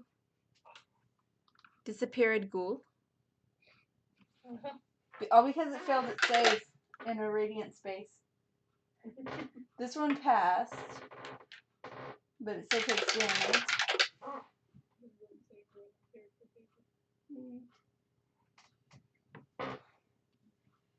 And it also moves on to the afterlife. So, Izion.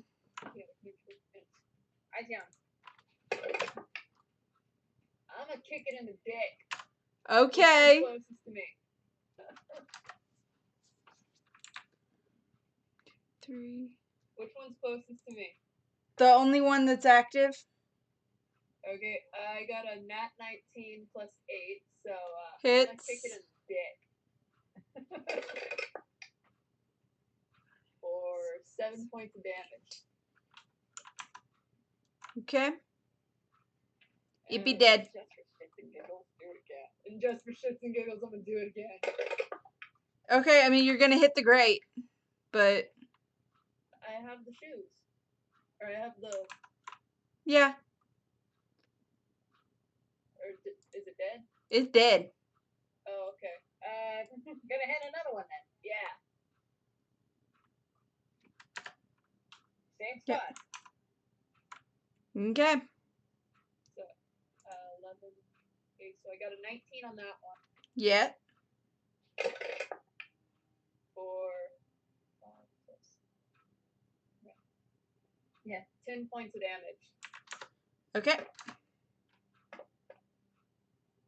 That's it. All right. So give me just a second to double check my count here. 1, 4, 5. 9. Okay. Yep.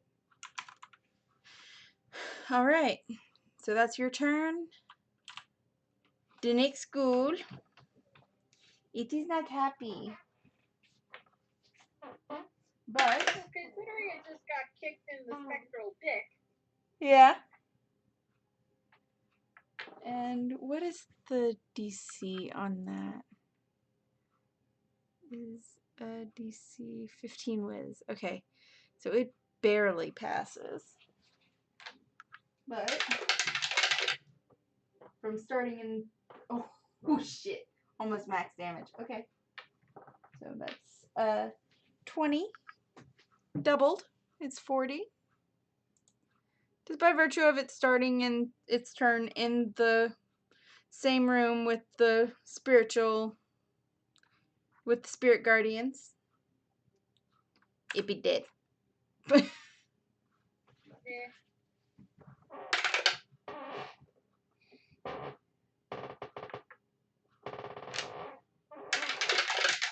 Another one crops up.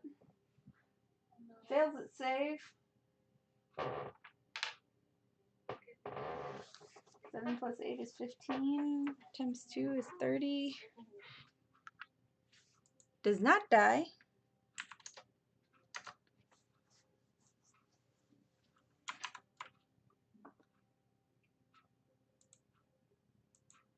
It's probably for the best that the one that had the most is lower.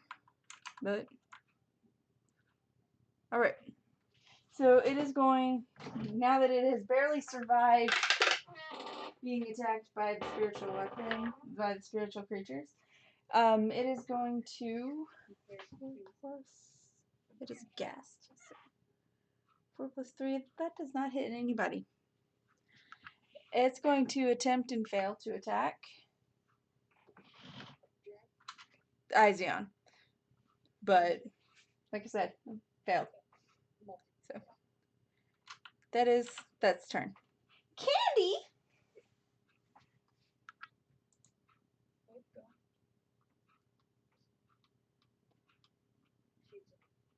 Turns out putting bright blonde hair for gray skin is a good idea. Yeah. Ugh. And it's she hasn't even taken it yet.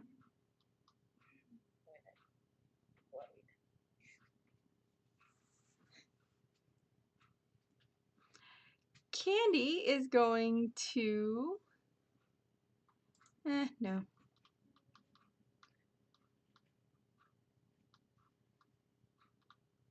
But at the same time,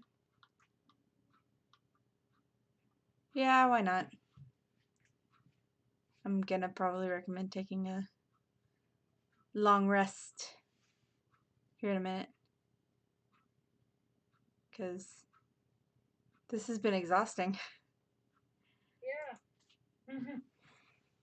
She's going to cast Moonbeam again on this guy and this little ghast, and it fails its save. No, come back here.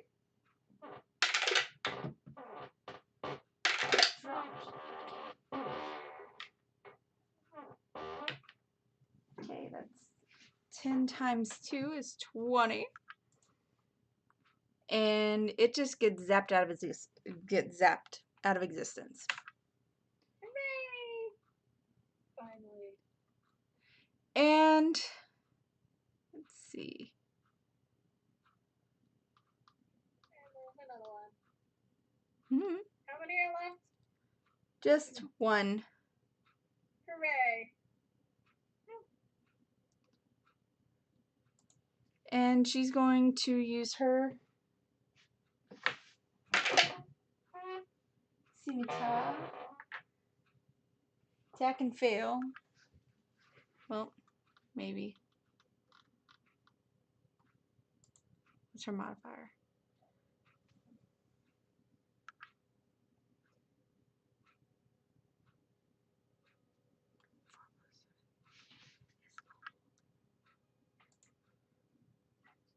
Yeah, that hits. Like, remember how to do math? Alright, that's 6 points of damage.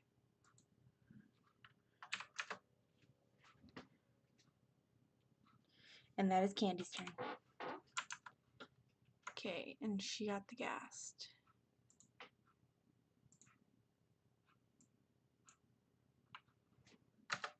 It's a goal.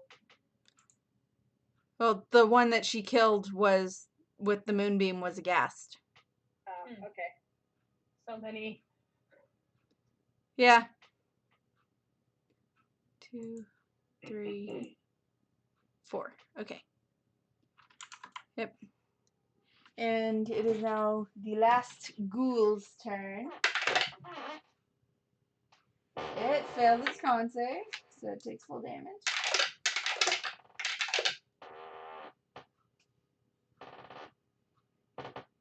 It's 22.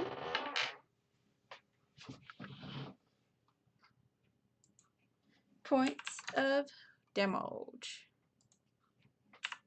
And it be dead.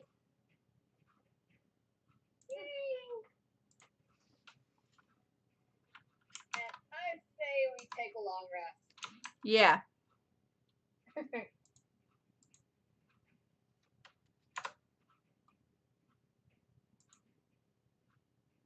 Yep.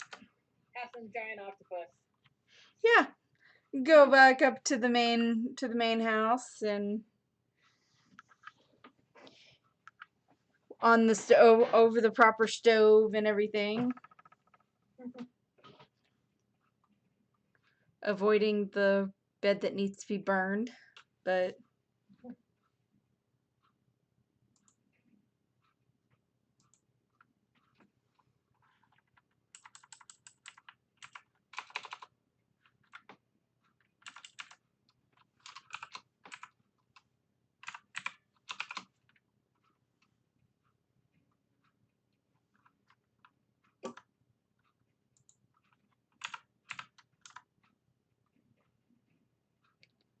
So I'm going to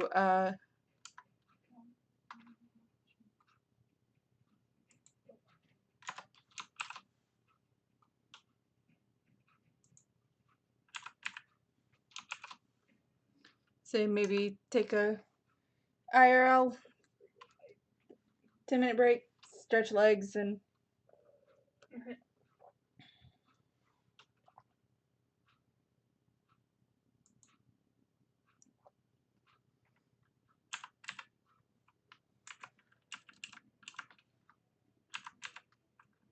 Yeah, we all have some giant octopus for dinner. yay. Because why not? Yeah. I mean, you killed it. And octopus is edible. Yep.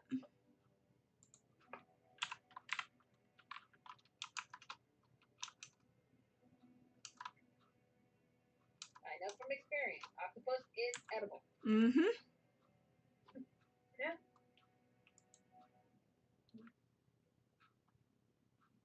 It's like eating a really tough cake and a fishy cake. Yeah.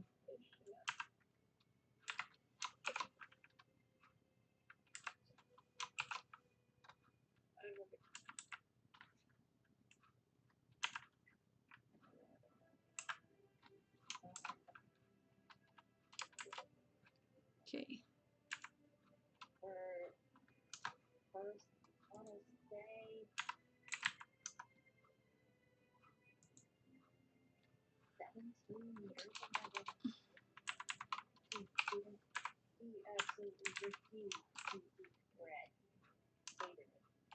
And I'm like, bread.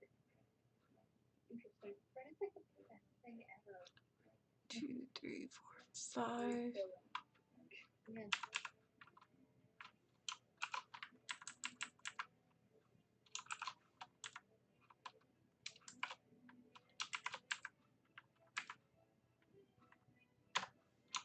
And I, for the life of me, couldn't understand it. Of course, all the people. He also didn't like fruit. 8.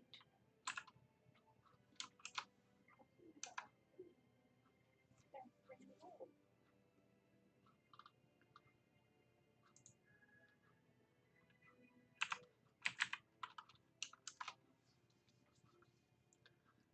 5.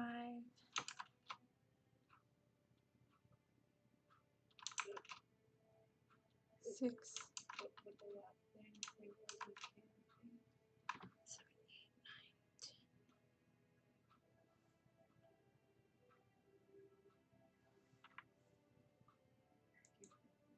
It is, but Yeah.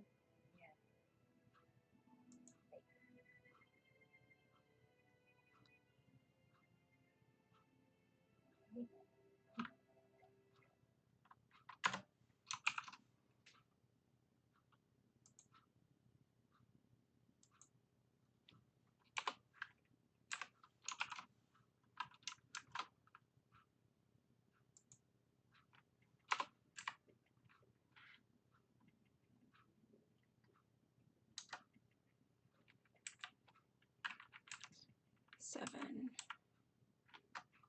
All the while, I think Elwyn is regaling Brunhild about their adventures and their history and the fact that he is the adoptive father of pretty much everyone in the party. Yeah, pretty much. yeah. That was teenage Centaur will stop hitting on him. Yeah. Yeah. The cheering need to stop. All he knows. Unfortunately, Elwyn is in fact vegan. I know. Oh, whatever Hmm. I would. Oh, and by the way, you found a treasure chest in that room.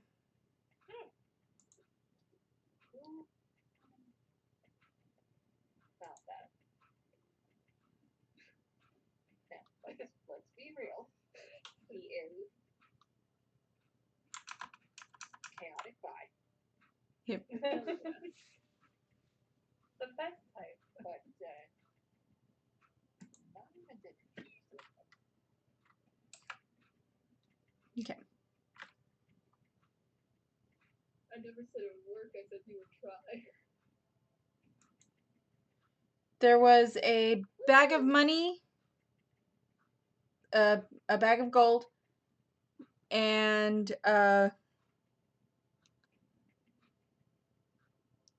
some rather unscrupulous looking body parts Whoa. that had been turned in, basically were jerkied. Ugh. Dried up, ugh. probably good for literally only good for obscure spell components or potions or some shit. Not dealing with those. Yeah, there are 4 of those. Brunhild handles them. Well, everyone Thank you, goes darling. to.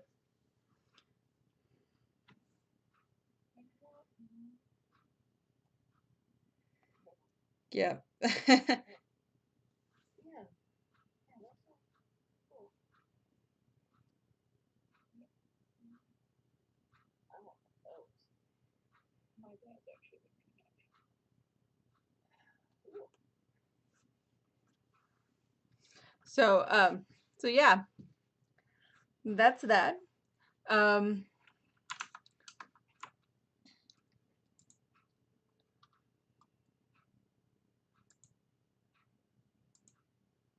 Long rest, everyone, and okay.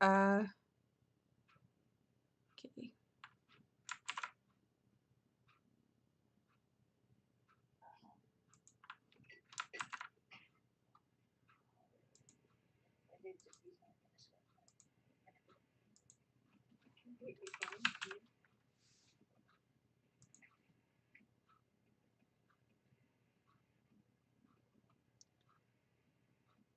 Tisios.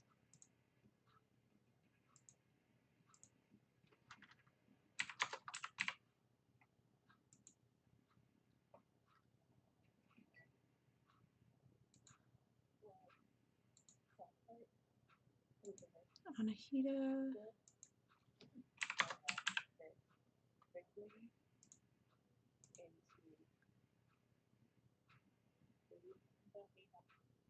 Kande.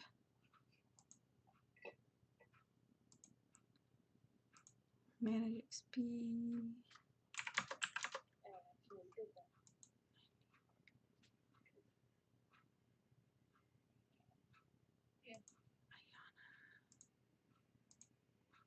Do it again. Should we just Oh, same thing. there you go. And Izion. That's good.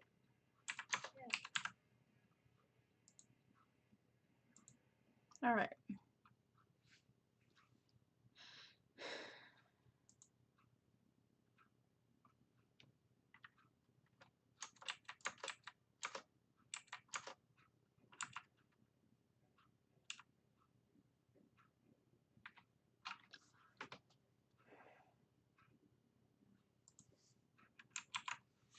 Yeah, it's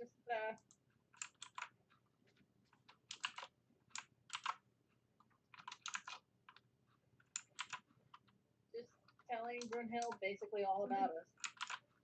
Yep.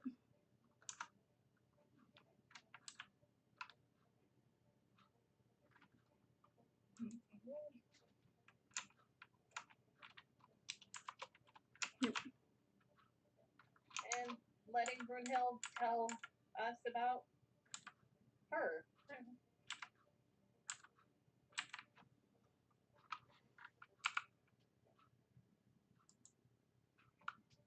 Should she choose to Yep.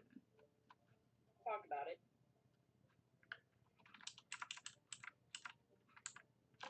Yep. I mean, she essentially just details that her creator was a scientist who wanted to get away and get away from unscrupulous eyes. He did, and set up this place and performed his experiments and his inventing in peace. He's the one who built the monodrones, and unfortunately, the monodrones couldn't keep themselves up, while Brunhild was able to, and that's why they got damaged out. They got damaged with time, and Yeah.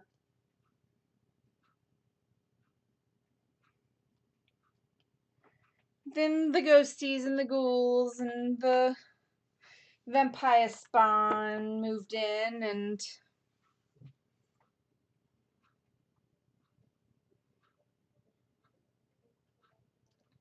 that, as they say, is that.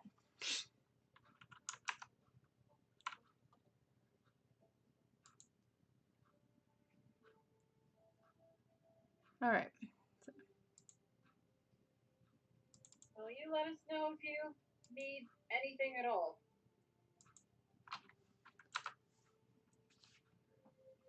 Do you already long rest, Elwyn?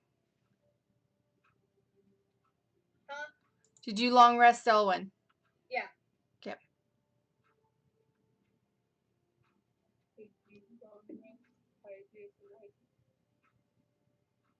I got them. Okay.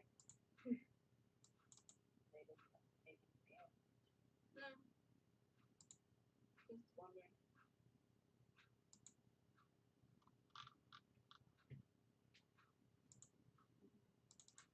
Good, we don't have any spells.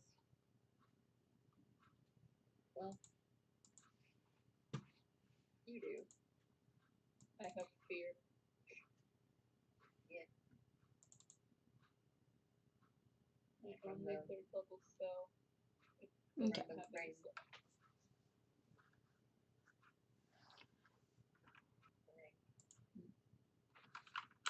it's one charge.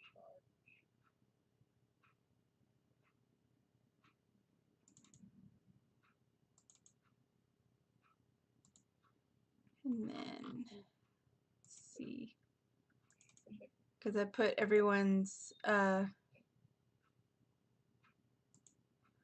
XP for these fights in.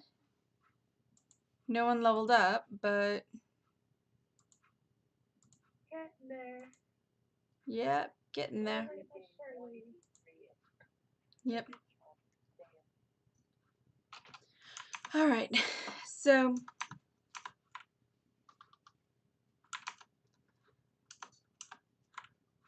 when everyone gets up in the morning, or whenever, going back down. Yep. In the unexplored rooms, because having the blueprints, the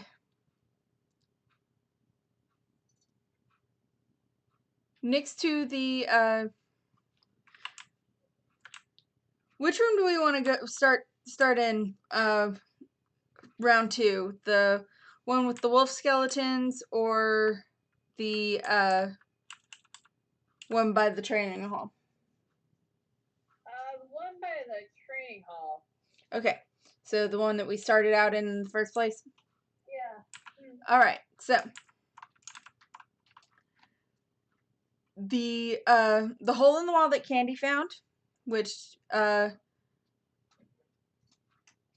because there is a note in the blueprints that the traps reset themselves as a security device, as a security thing.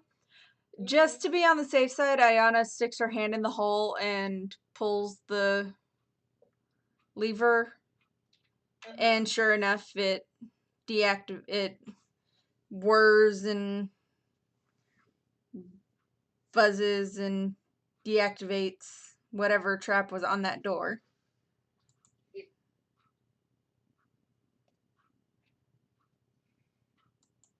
And then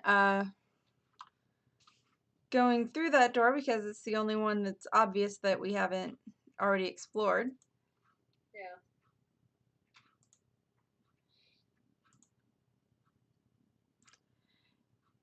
It is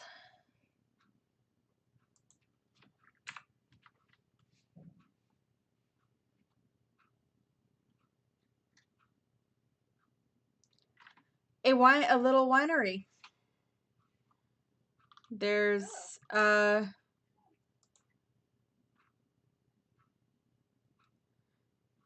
there's machinery to make wine and some wine chests, some wine displays. Well, we may very well look into learning how to make those. Yep. One of the racks has wine on it.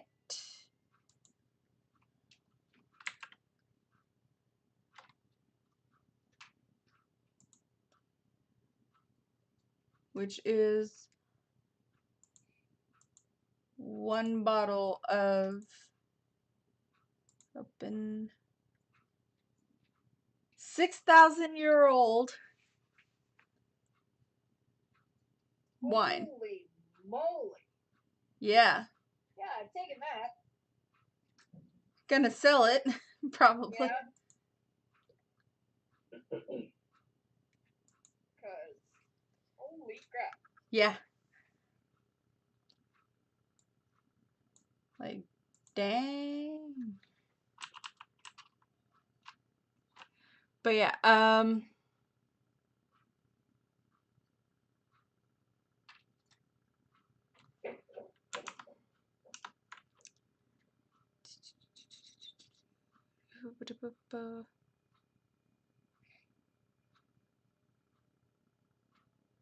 okay. Otherwise, that is, there's no enemies or anything in here. Thankfully. Yeah.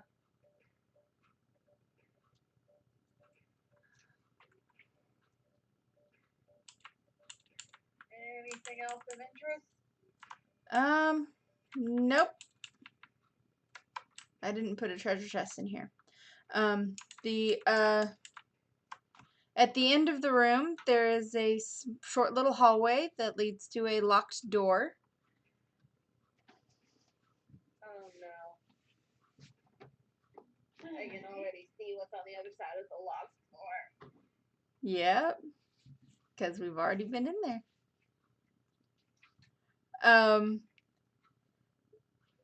Ayana has the key. Because Brunhild gave it to her. Okay. And,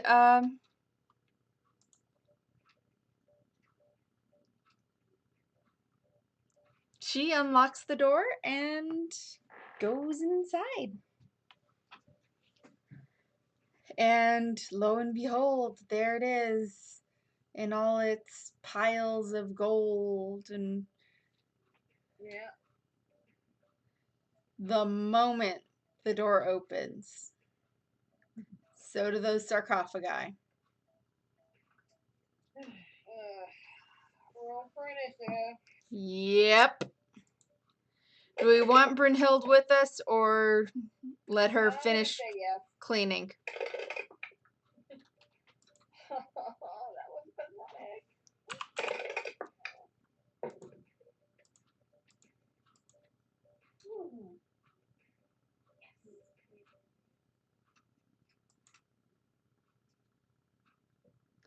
Well, considering how many of you there are and you actually haven't had that much problems with mummies before, To be fair. Let's just say no Brunhild then. Yeah, she just You got it. goes back to cleaning with the reminder of, if you need me. Full screen. Yep. Yeah. All right. So.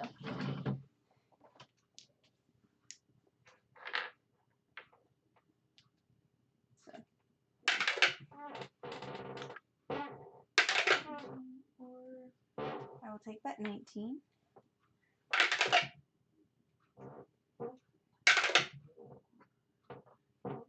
I'll take the 13.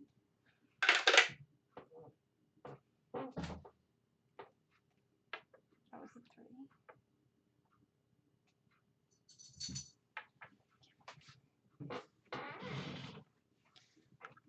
So that is 17 for True Light. Elwyn? 14. Anhita? 22. Tisius? 7. And then 23 for her. Izion? 23. Okay. And then 4 for Candy. And then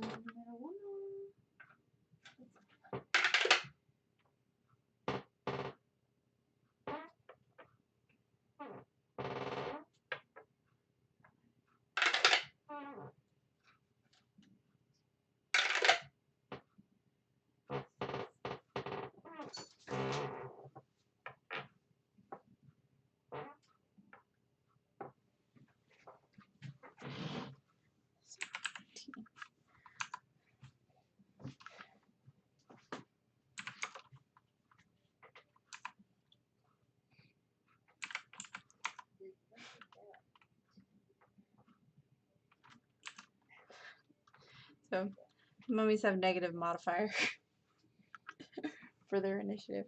Okay, top of the round is Izion. Okay.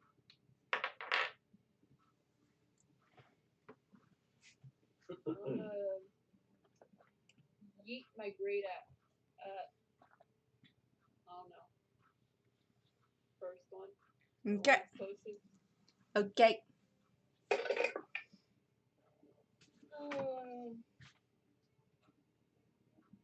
11 to hit.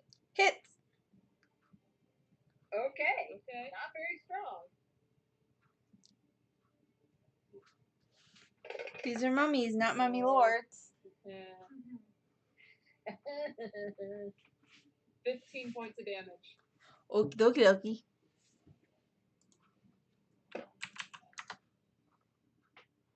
And then think back to it again. Okay. That'll hit. 20 to hit. Oh yeah.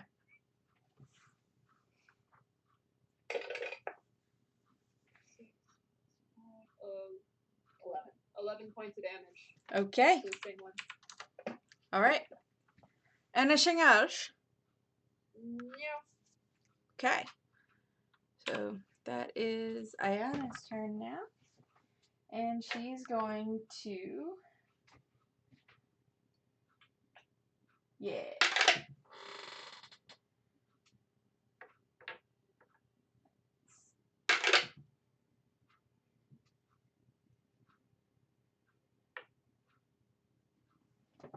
Okay.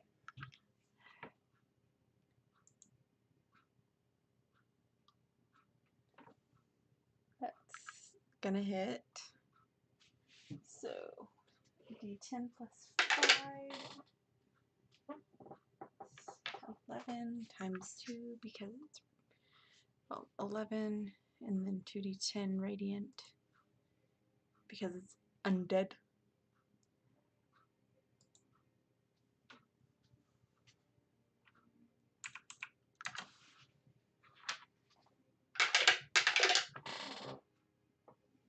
It's not much, but that's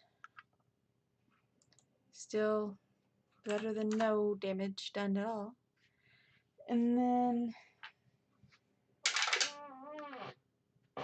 good. Okay.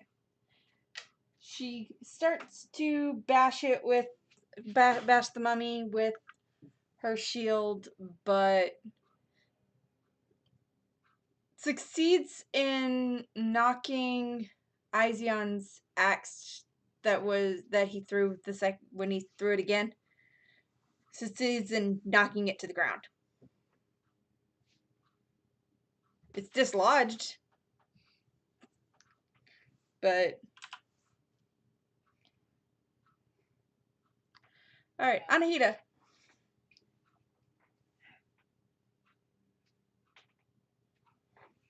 I'm gonna try and firebolt one of them. Okie dokie Loki.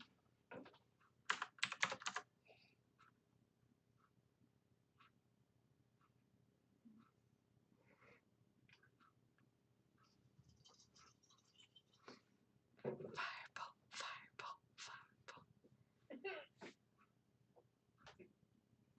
What's not gonna hit? What is it? It's a natural 2. Oh, Ooh. Plus? 5, which only makes it a 7. yeah, unfortunately no. Okay.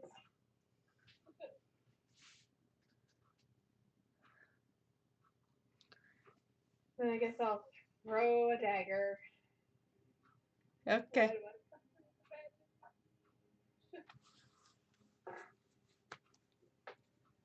Your spells just don't like you tonight. When did they ever like me? That's 21 to hit with the dagger. Hits. That's 8. 7 regular damage and 6 acid. All right. Hey. 7 regular, 6 acid. It'd be dead. Ooh.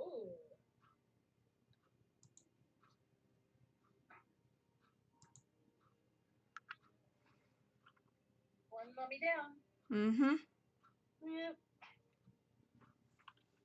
Anything else? Only 2 to go? 3. 3. That's gonna be my turn. Okay. It is Chule's turn. And she is going to expend her one spell of the day and cast Polymorph on herself. Yay. And she is going to turn into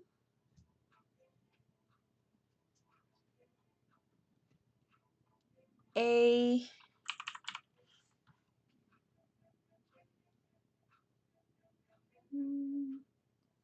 she's going to keep herself small. She's going to do a red dragon wormling. Yay.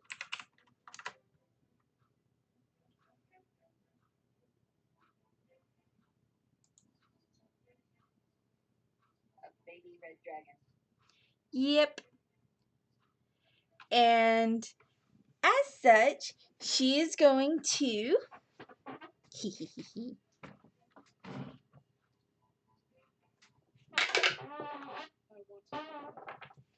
okay. It's too late. We already have it.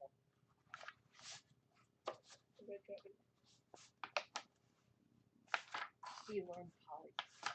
Oh. Okay. Yeah. Chule learned polymorph. She can cast one spell a day, and she has either the option of either polymorph or healing word. And she does a little rat dance. It's so cute. But that's gonna hit. And It's then basically the difference between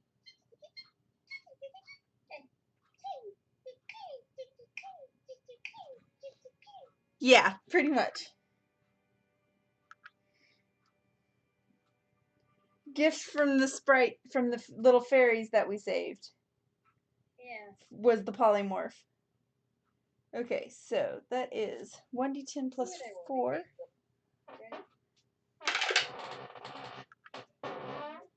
That's 6.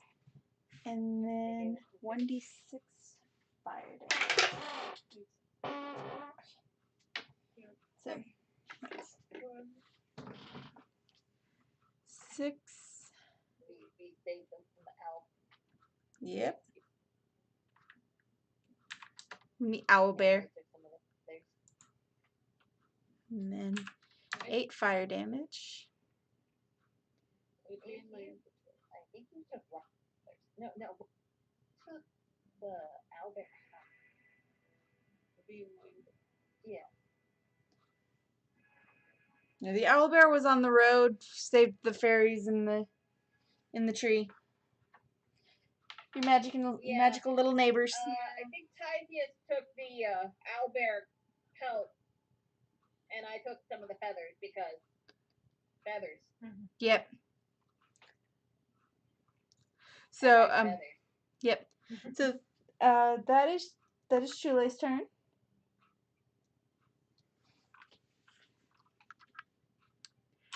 It is now the mummy's turn. Oh, and the mummy is on fire.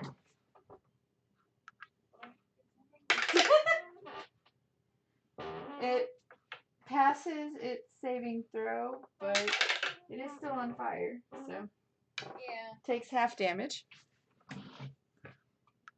from, being on fire.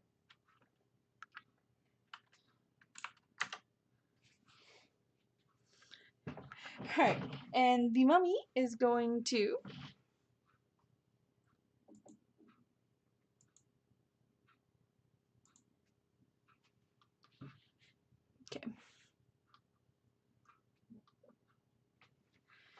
it's going to attack. 6 plus 5 is 11 to hit. Doesn't hit anybody. It's the mummy's turn? No. For some reason, the initiative counter put Chule's transformation under it. Yeah, that's weird. Yeah.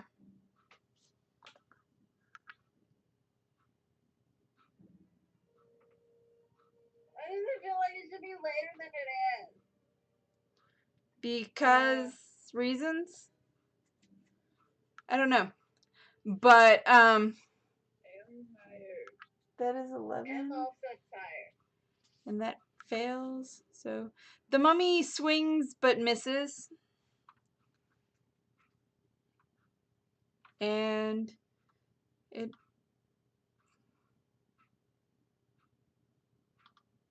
okay. And attempts to use its dreadful glare at Ayana. And that's a hard. Just die again. Because she passes that with flying colors.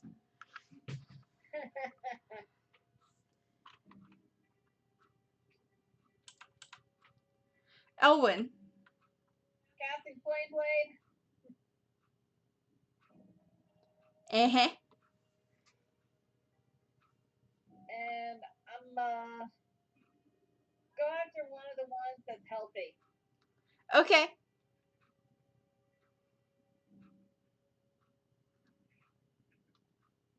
Set on fire. Ha ha ha ha. Set on fire. Yeah, I heard you the first time.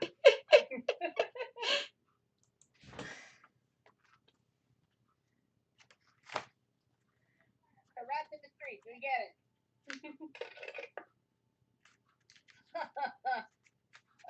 Okay, that's gonna be a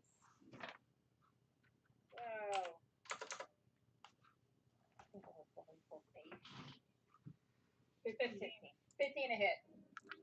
Okay. So 1, 2, 3, lady. For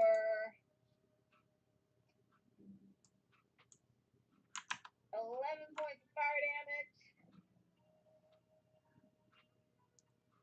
Okay. And I'm going again. Same one. Okay. That's a nat 15 Hits.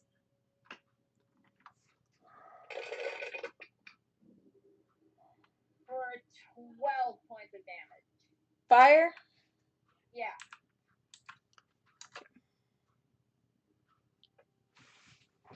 It is looking rough and it is on fire.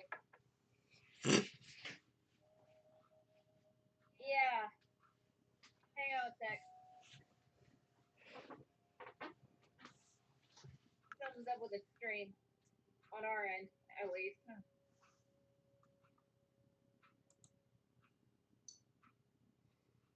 Everything looks kosher on my side. Yeah, I'm gonna try refreshing. Okay.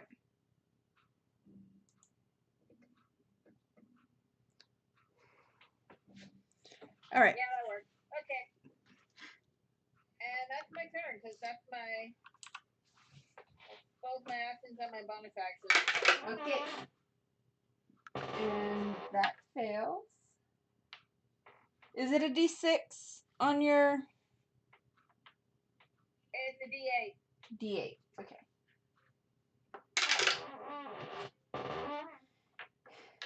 And that is 10 points of fire damage. To start its turn, because it's on fire. And it is going Oh, no, wait. It's a D6. Sorry. to D6. I'm going to Yeah. laugh if it rolls a 5. It's Yeah. technically 3d6 for the damage, but who's counting? Yeah.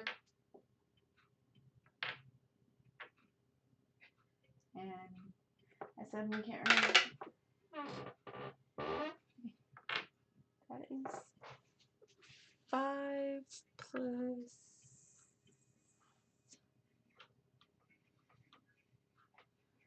That doesn't hit anybody. All right.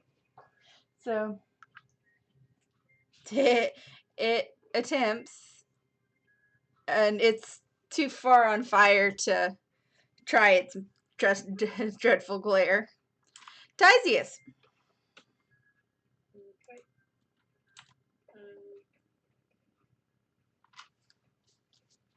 There's one that's still healthy. Yeah, I'm gonna go for the healthy one, and I'm gonna kick it in its dick. Okay.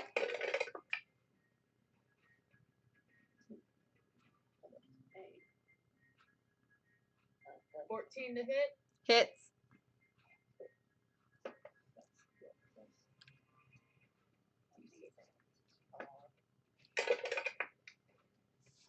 Eight points of damage. Okay. I'm gonna do the same thing. Okay. Nat 20. Oh, Oh. nice.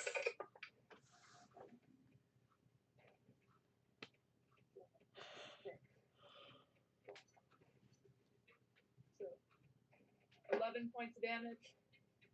That the grand total for crit? Yeah. Okay. All right. Anything else? Okay. All right. And since this is the only mummy that's, not on fire.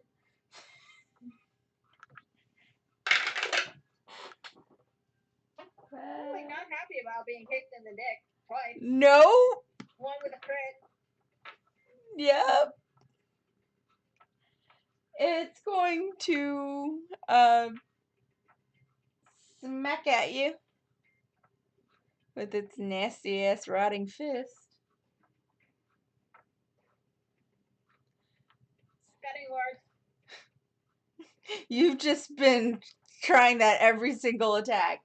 Yeah. Go ahead.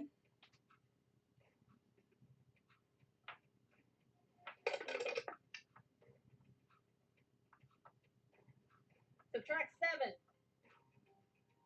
7. Okay. So that misses. Yeehaw. considering it was barely gonna miss and barely gonna hit in the first place. Wait, it was gonna miss anyways. Humor me. Yeah, impress me.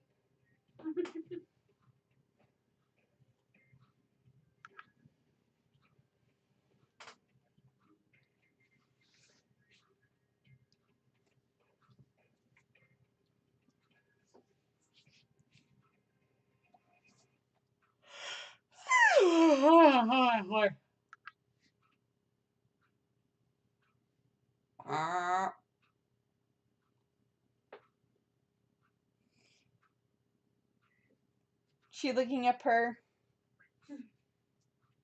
insults.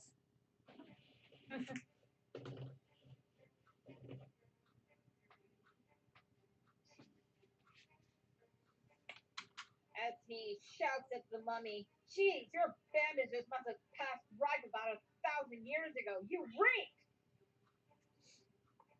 And it just pauses and kind of looks at you like, And huh? totally misses our centaur. Yep. Even worse than it was originally. Candy? Our lovely little druid.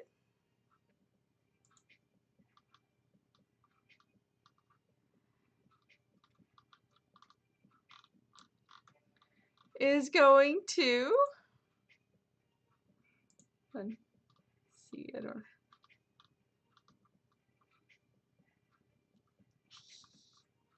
She's gonna call lightning.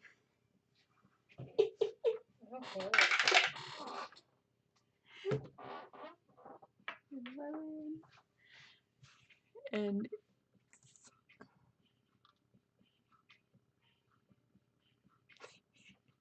that's a 10 that fails. Like shit.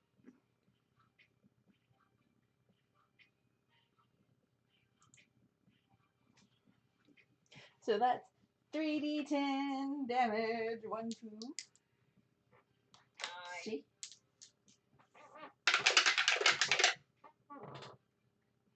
10. 21. Okay. 21 lightning damage.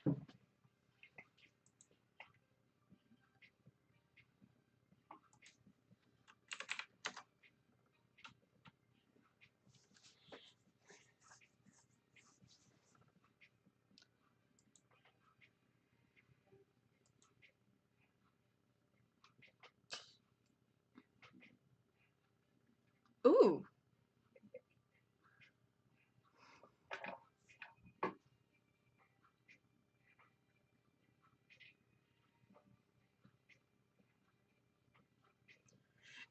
The storm cloud that she summons rises up out of the, like, she uses the the water in the well for condensation, and the entire ceiling is covered in crackling storm clouds. And I don't like the fact that it's just like, if the spell fails if you can't see a point in the air. Bitch, this thing is working no matter what, because it's awesome. And then she points at the mummy and a bolt of lightning just zaps.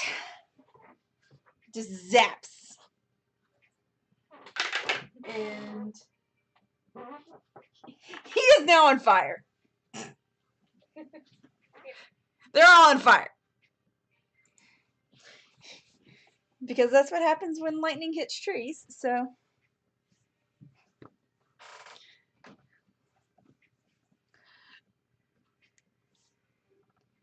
And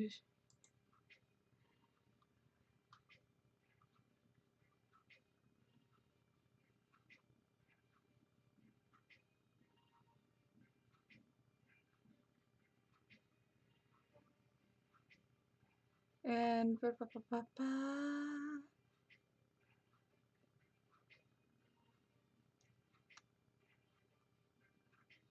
and because it's an action to call it down, she's going to use her second attack to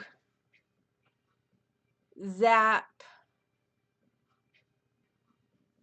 one of the other ones. It passes its save, so it takes half damage.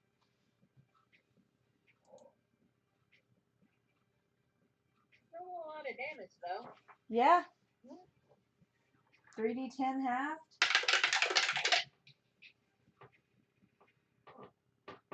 Oh, that's 9 divided by 2.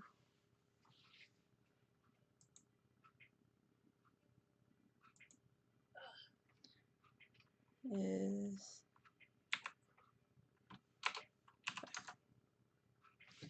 and an additional saving throw.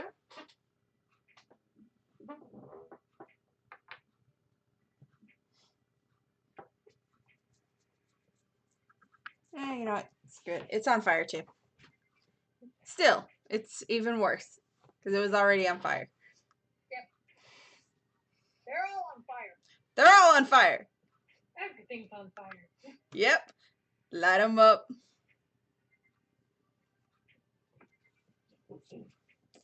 And that is Candy's turn. Izion. Top of the round. Izion. Sorry. Wake up, Tobes.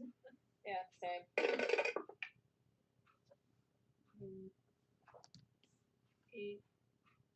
I'm gonna yeet my great axe. And it hits with a nat 11 plus 8. Okay. Or A 9. 14 points of damage. Which one? One of the ones that she zapped, or The hurt one, number 3. all right. I'm gonna blink back and do it again. All right. What was the first damage? 15. Or no, 14. 14. Okay. Hit it again.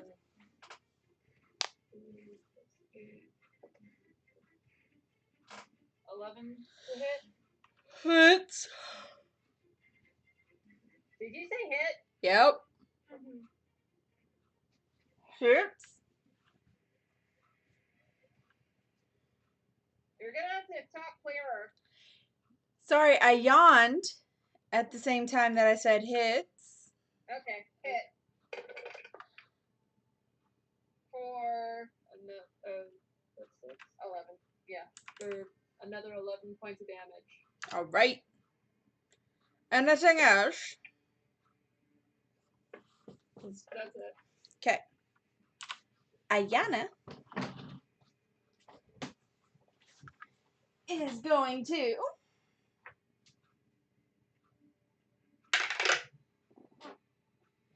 stab and stab. Just stab. Just the one.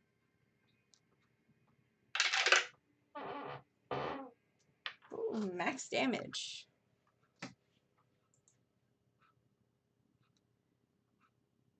$15 points of damage on mummy number 3. Mummy number 1. Or 4, yeah.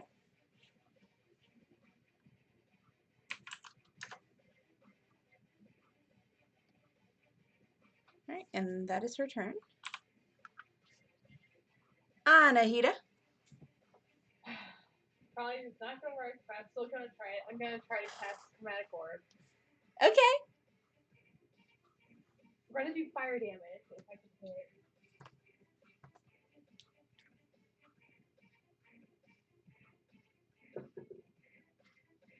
That's a 20 to hit. Hits. Finally! Alright. Finally!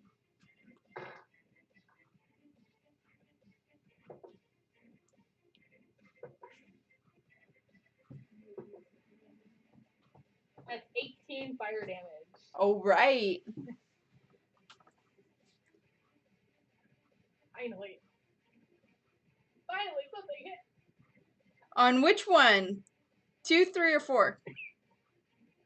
We'll do 3. Okay. Because either way, it'd be dead.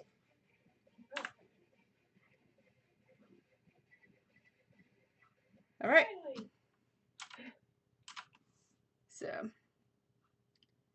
in Chile is going to do fire breath.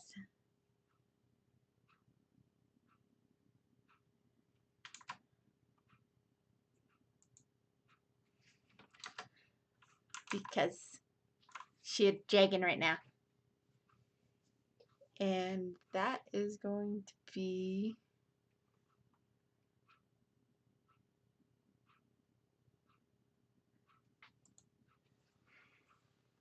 okay.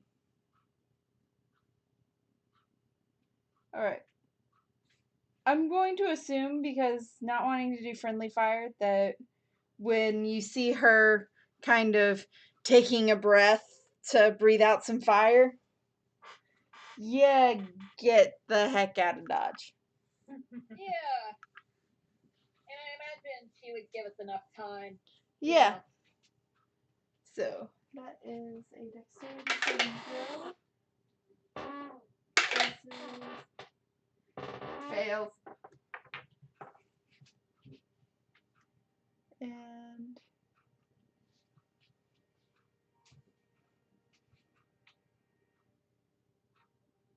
7d6 fire damage. Oh, boy. This is from a baby dragon. I think somebody's a crispy thing. Yeah, both of the mummies are dead. Yeah, crispy critters. They're crispy critters, even the one that managed to barely dodge. Yeah. They're both crispies.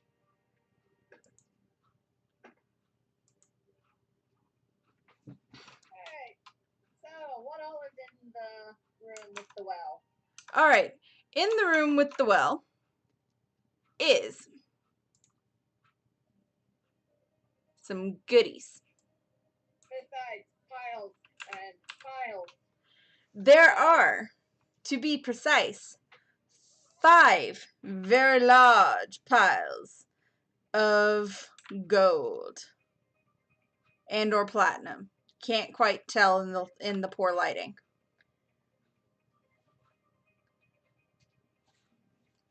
There are 4 treasure chests scattered around the room. Open the treasure chest.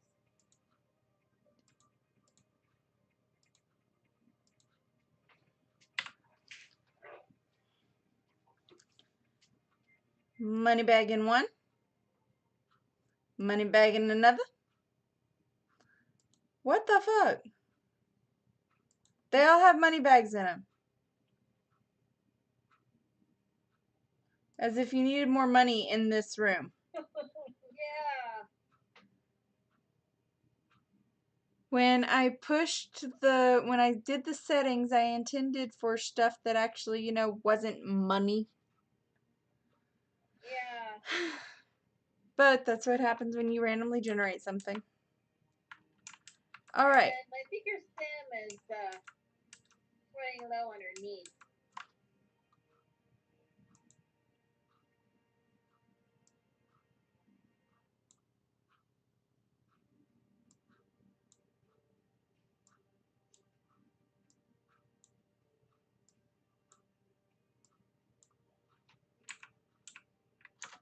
Not anymore, she's not.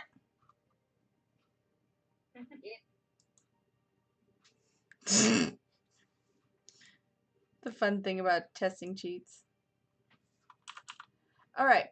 So there are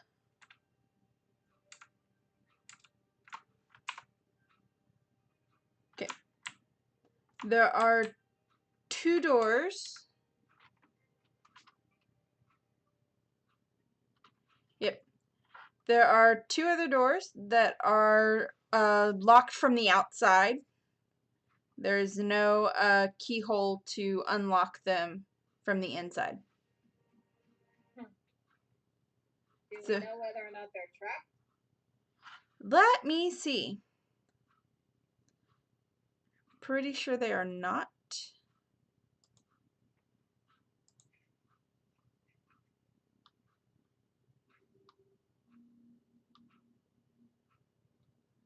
Simple. Simple, simple. In the Yep. meantime, Brunhild, darling. I go and find her. Julie does point out a secret door.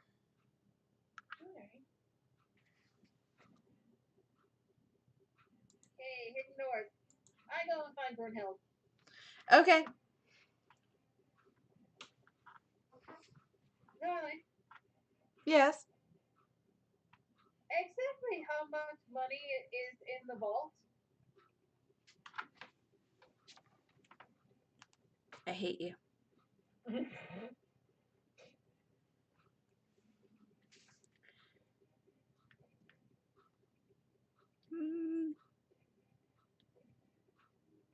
And she does a little bit of calculating. Let's see. Unless one of them found their way inside, there is approximately 4,500,000 gold pieces. Oh, hey, thank you, Brunhild. And I go downstairs, looking very, very, please, shell-shocked. Anahita, you're going to need to sit down. Okay. This vault, all of those coins. Which the piles reach almost to the ceiling, so. There's over 4 million. Okay. And Ayana just like, holy shit. We will never need money ever again. Yeah. Indeed. Is it worth it? I'm almost afraid to find out what's behind that hidden door. And what's inside the rest of these rooms. Well, in this particular room, that the door is hidden, there is there's no bed, but there's some sort of cleaning chamber and a vanity with like polishing metal polishing materials and some sort of cylindrical thing in the corner. I think we just stumbled on Brunhild's room. Good to know.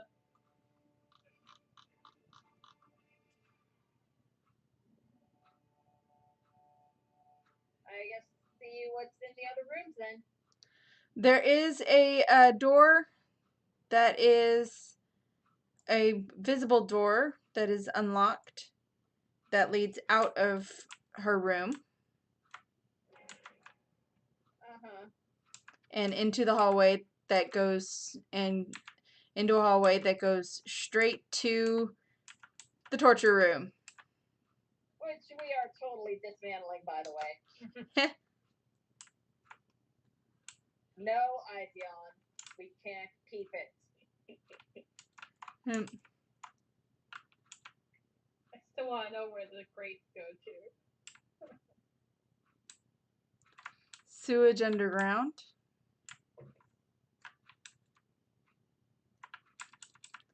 All right. looking around for another way to get into because there's a room that you haven't found on the blueprints, but according to the blueprints, the only way to get into that room is the door that is locked from the inside. Yeah. Some investigating and digging around, you find a hidden door all the way back in that first hallway that you came into. Oh, we also could have picked the lock, but that works too. Yeah.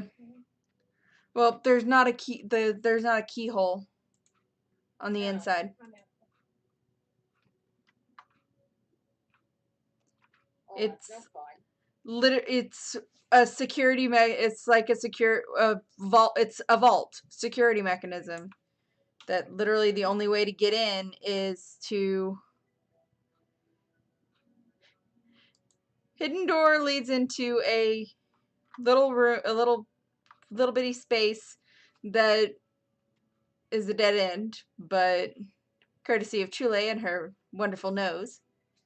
Yeah. Hidden door. Yep. Because damn, this guy was paranoid. Yeah. You ain't just West One Dixie. And it's a small bed chamber. Very simple. Just a bed. Just a bed. Alright. Okay.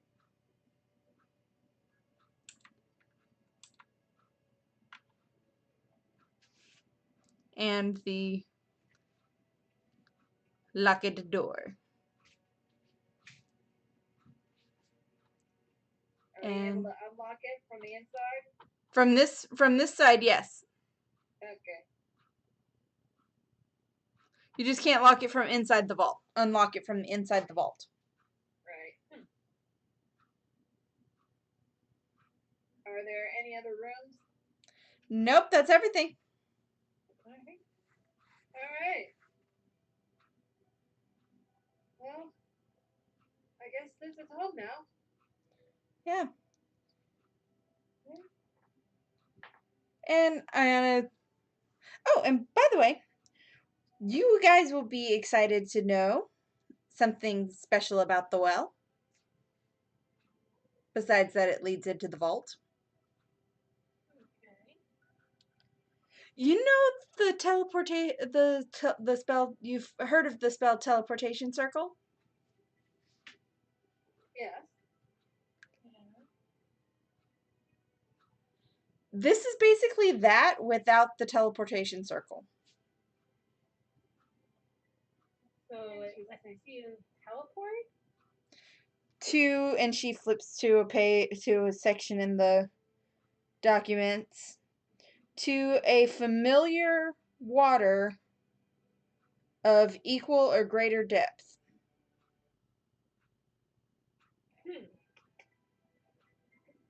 Alright. So basically, we could hop in the well and wish to be in, say, the well in the one of the water sources in Kaleni, and we'd be there. We could even go into the ocean. If we're familiar with it, yeah. So if I were to, I'm not saying I would, but if I were to wish that I were back in Trenta, I could theoretically teleport into the ocean there. Yes. Yep. All it says that would is not be recommended. Familiar waters that are equal or greater in depth. Go back to where I grew up. That crappy city. I wouldn't recommend going into the waters of my homeland because aren't exactly friendly. Friendly.